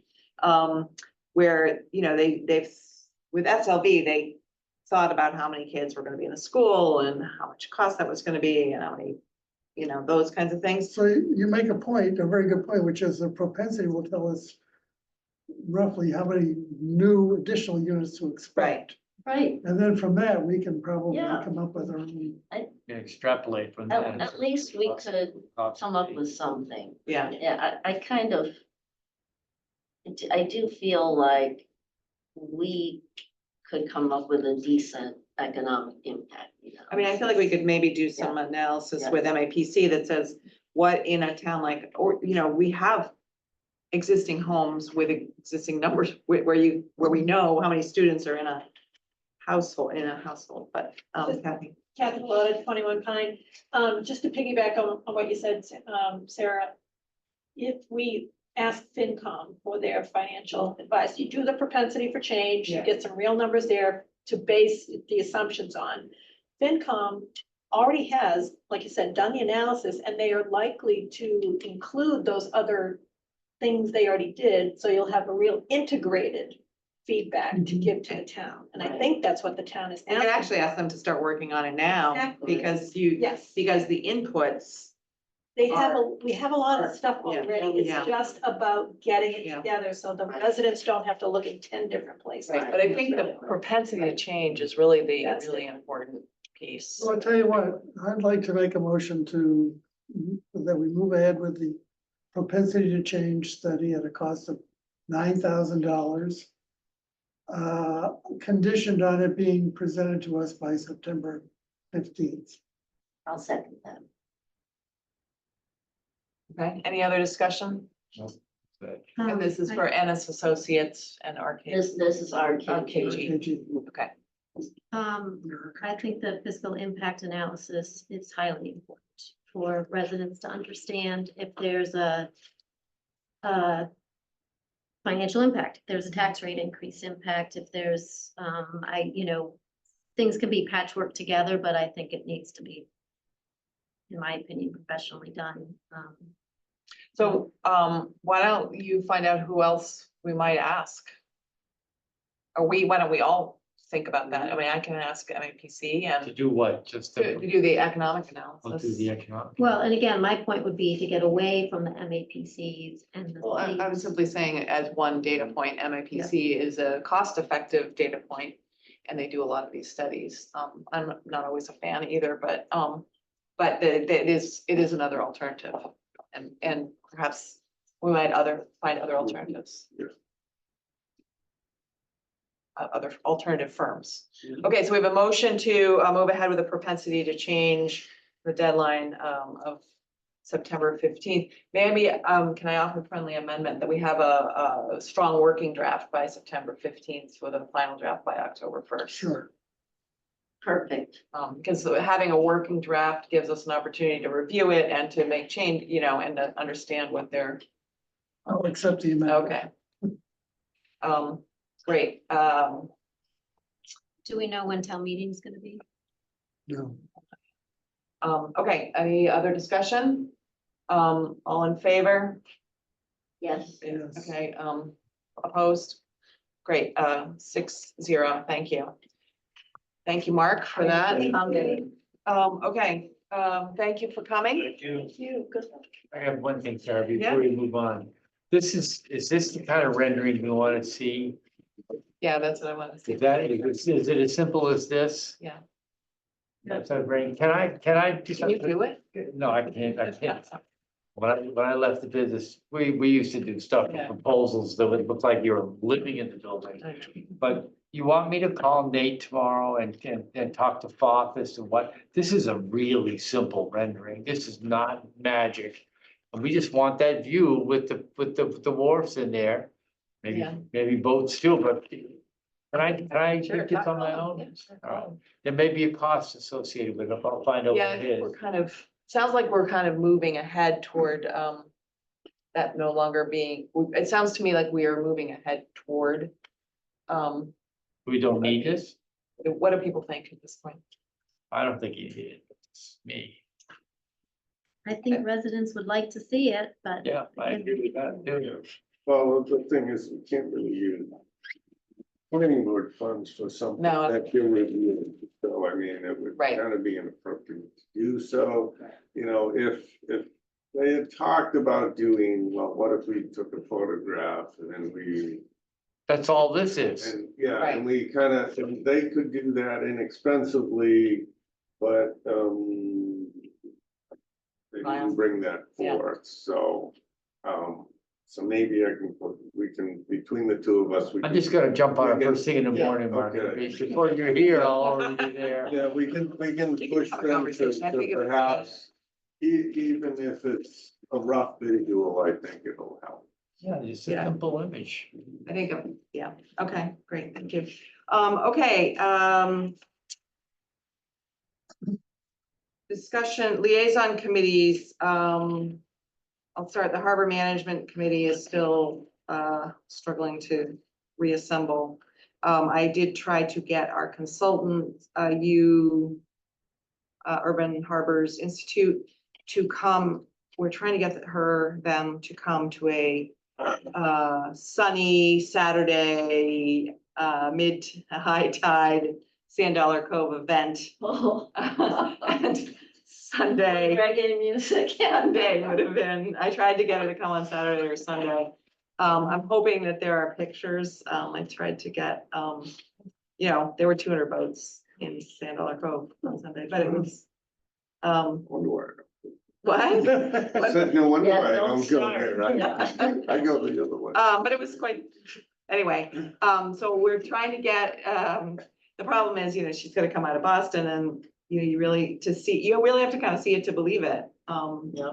And, so if anybody knows, if anybody has pictures of, a drone footage or something, it was all very peaceful and festive, but, There were some medical emergencies, were there? but yeah. Anytime you get a lot of people. Yeah. So are you saying it as a positive or a negative? I'm simply saying it as a fact. I was trying to figure that out too. I think it depends on your perspective. I think, but it's simply in terms of harbor use in terms of anchoring on the bottom, in terms of waste and human waste and, you know, Sounds great. and safety issues and navigation issues. I think our Urban Harbors Institute has taken, the consultants have taken a lovely boat tour on a Tuesday afternoon, which is quite different than Sunday. So at this point, so anyway, that's sort of the next action item, is to get them here on one of those days, which is hard to. Anyway. Okay, CPC, So we had our organizational meeting at the Charter House last week. And nothing really happens until September when we announce the availability of grant funds and ask for applications. It's gonna happen during the fall. okay. And I did learn something about CPC because somebody asked me about a CPC. And in general, we don't take anything off cycle. That's correct. Okay. Which I guess I kind of knew. So, yeah. Downtown improvement? That's That's me. Yeah. I'm sorry, you're looking for an update of what we. Any updates? Yeah. Oh, it's not, basically the meetings are rehashing from other groups. We learned about what DPW is doing. We're doing a little bit on the downtown improvements, literally the downtown improvements, changing curb lines and putting that kind of stuff in. But that's all tied up for a tight knot with what's happening at the culvert replacement. Oh, yeah. And then we have an update on the MBTA and what we're doing here. So it's. And the Reed Park, more Reed Park, years. Yeah, Reed Park, yeah, the Okay. whole thing. Okay, But good. it's general discussion. It's not so much opinion. Or direction. We don't come to a conclusion. Okay. Affordable Housing Trust? So we had a meeting a week ago and we had a sort of a conference call with a developer in Boston, a nonprofit developer called POA, which is Preservation of Affordable Housing, Inc. And they're a national developer based in Boston. And the discussion was basically, how do we entice a developer to come in and repackage our public housing units to make them self-sustaining and much improved. And the problem is the size of the projects is so small that we need to find some other site that we can throw into the mix so we can get over 100 renovated and new units altogether. The MBTA zoning is helpful in that regard, but it's not going to be enough. So we're looking at other sites. One of the possibilities is some land, Standpipe Hill, which is where the water tower is, that was declared surplus by town meeting back in the 90s. And a development plan was put together for it, which fell apart at the end. But maybe it can be resurrected as part of this. So we're looking at that as a possibility. And if anybody knows of any other acres of land besides the DPW site on Pleasant Street, we'd be very happy to think about it. Okay. No, there's not much land. No, I've looked at every parcel over 10 acres. Okay, High MB, school, middle school. yeah, we've walked on every parcel. If you infested the land. Yeah, MBTA task force. What's that? So, So Sue, do you want to say anything about that? We just took a big step tonight in getting this propensity for change study done. We are going to try making videos of each of the proposed districts so that we can present them more personally to town residents so people understand what we're talking I about. want to put them on the website, just very short, walk around the streets, show the homes, these addresses, these streets, this is this district. So Great. hopefully we'll do those next month. Okay. And we're gonna have try to have a joint task force Yeah. planning board meeting. Probably early August, maybe middle of August, one of the Thursdays. Yeah. One Okay. of the Thursdays to Thursdays. discuss, maybe review an edited version where it's a more streamlined version of the bylaw, as well as, it's been discussed that perhaps Newport Park may be disqualified, so I'm making some adjustments to the Pine Street District and a couple of the zoning parameters to make up for those units. I think I got it figured out. Richard's modified a model. I have to meet with him and see how my changes fit in the model and what comes out. Okay, so it's sort of a contingency plan. Yes, exactly. So I reviewed the comments that Jonathan made. I didn't see that in there. Was this a separate conversation with him? Where did we get that feedback? Well, from Jonathan's comment had to do more with the definition of the statute as opposed to how EOHLC defines it. So because the way the language of the statute defines multi-family housing would possibly exclude Newport Park because it's designated for senior housing. So And so This is that it would also exclude affordable housing, the same definition, so it's a kind of a convoluted. So does he read it differently from Emily? yes, well, so Emily is going off of EOHLC's interpretation. And Okay, so EOHLC is advising her that it's okay okay. because our zoning, the actual zoning bylaw doesn't restrict anything. And so, so she is going off of that. That's what their rules are that they adopted. So that's why she feels that we're okay. So interestingly enough, I happened to hear the secretary of EOHLC speak. I don't have my notes, but it was quite interesting. And one of the things he said is we want the MBTA zoning. I think he basically said,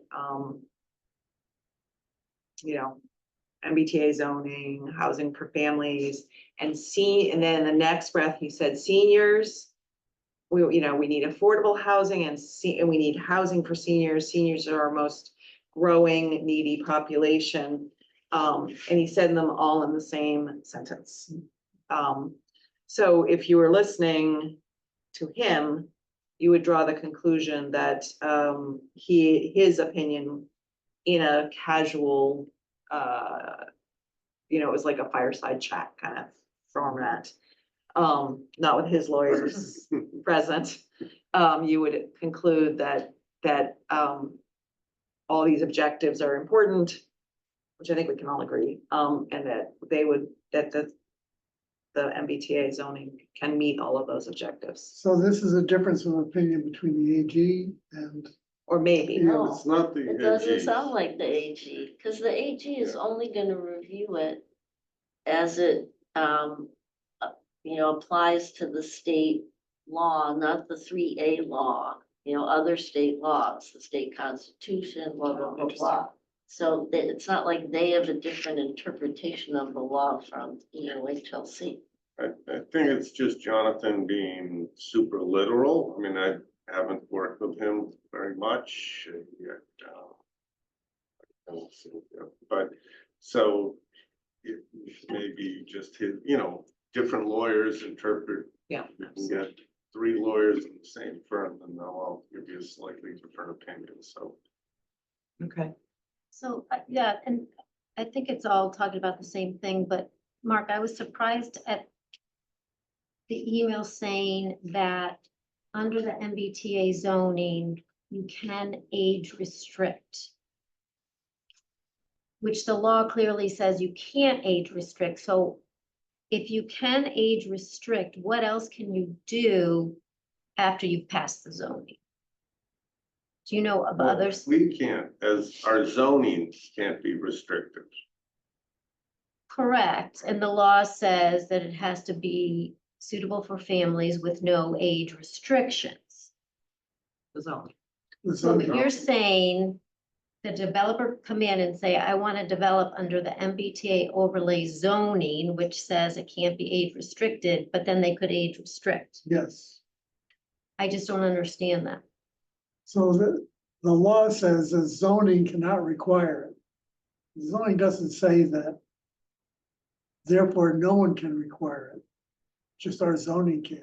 So if a developer wanted to build senior housing or affordable housing or any kind of other restricted housing, as long as it was multifamily housing, then it's okay under our zoning. But the law that we reference in our zoning says you can't age restrict. The law says that the zoning bylaw cannot restrict. That's the distinction. We can't tell a developer, you have to age restrict it. But the developer could say, I want to age restrict it.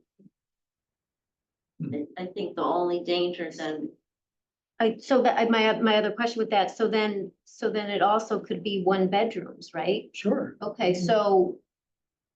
Wow, so I guess I've just never seen a zoning bylaw that we don't have to abide by. No, So how do we? we have to abide by our zoning bylaw. Can I try to ask your question with a different way? Because I have the same question. I think the question, if I own 1 parcel that I believe I can put multifamily housing, I'm entitled to put 5 units on with the zoning bylaw. Mhm. The question is, if I'm putting 5 units of senior housing, does that entitle me to put 5 units on my parcel? Because it's senior housing or 1 bedroom or studios, that therefore don't meet the families with children requirement.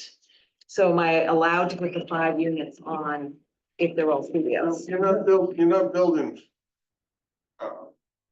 housing that can only be rented or sold to families with children. You're building housing units. Right. So the And housing so- units don't necessarily have to be 3 bedrooms or more, but they would be allowed to be, They're allowed to be. but they could be That's less than that. So I could go So he's saying, yes, we can. build a triple decker, Right. right, three units, I could make them big units and I could unrestrict them. Or I could have a Make them nice studio. house of my own and add 2 units and add 2 small 1 bedrooms and rent them out, but I have 3 units. Okay. And So And the so you question, could do- the requirement is not that the added unit must be 3 bedrooms or age, unrestricted age, but that it may be. That your right to build in this zone is housing for Anybody. anybody. And I think that's the intent is that, okay, we say you have to unrestrict it. And communities will get a wide range of things. Right, But if get we a- say, oh, you can restrict it, then communities will go, oh, all we want is It's senior senior housing, housing, right? right? So, Right. and that's what everybody needs. Every community needs a wide range of housing, right? Right. You need the 1 bedrooms for single people or older people. You need, 3 bedrooms for people with children. So, So even though the law says shall, we don't have to do it. No, the shall is that our zoning Zoning. can't require it. That's the shall. it's not a Okay. shall develop into. Okay, so that opens up a whole new world to me. And. Oh, just forgot what I was So what email were you referring to, Mary? When you said the email that said blah, blah, blah. So I had some questions to Mark and he responded that it could be senior housing, age restricted. And I had never, ever, ever heard that at an MBTA task force meeting that we could age restrict. We can't age restrict. Well, no, that a developer could develop under the MBTA zoning, but age restrict have senior housing. And then I guess my next question is, since we've already had this discussion at the planning board and you have not had the pleasure of this discussion, is senior housing is a broad umbrella. So can somebody now come potentially, if this is voted in, come in and say, I want to do, again, I'm all for it, you know, like this is exactly what we need, but assisted living, senior housing, which is a different animal, which has commercial components to it. It's, you know, again, got outside factors to it that is not strictly family housing. So can they do that by right? I think they probably could do it in the LCD because commercial uses are allowed. And multifamily uses would be allowed. But can they do it at Newport Park? Could they do it at Morse Court? Could they do it? That's a good question. It's happened. It's a good question. I don't know the answer. Because that is thou saying, you know, all these things that we wanted to do a senior bylaw for that had to be highly regulated, now saying developer could do it by right. But in terms of, if we think about it as propensity to Right. happen, Newport Park is a housing authority, so that's Yeah, a different beast, right? yeah. Powder House Boulevard Ours is, may possibly could be, but it's but, unlikely. the sort of Well, but again, these propensity are- for it to happen in the districts that we put forward with accepting the LCD in terms of a multi-unit, you know, with a staff component and a recreation facilities are, These are, I mean, again, we can all sit here and say, oh, it won't happen, but it's our job to say, if it could happen, where could it happen? And residents need to understand this, because again, these types of things have not been discussed. I don't think that could happen, having a commercial component. right? Why not? See, if you say senior housing is allowed, So it depends what you mean by assisted living, Mary. If you, assisted living can be just people living in apartments and getting services brought into them. And that can happen anywhere, in any house in town. right, and we've already had these discussions, so we don't Yeah. need to, you know, again, attack Mary for whatever I say. No, It's not more attacking. of senior housing facilities. We clearly stated there would be areas in town that we didn't think that they would fit into the fabric of the neighborhood, and that was, you know, we had large discussions about this. And so if there is a chance of that happening under the MBTA zoning, I think it's important for that to be a public discussion. Period. Okay, so maybe what would be helpful is let's leave it, it's getting late, and if there's a parcel, the LCD, we should look at the zoning and understand if a commercially operated for, you know, nursing home would be allowed, and then LCD would certainly be one location where you have enough space, but I guess the question is, which other spaces would actually be possible before we get too worried about it? So, Well, and then my last question with that would be, what other scenarios should we think of? I mean, I don't know of any offhand, but again, I didn't know we didn't have to, if this was a paper bylaw and then things could happen that were on paper, but could happen. So I had no idea. I mean, I thought an overlay bylaw was you had to abide by the actual bylaw. We are abiding by the actual bylaw. well, let's, we're gonna get some input from the AG and from the more to come from HLC. So public comment? Seeing none.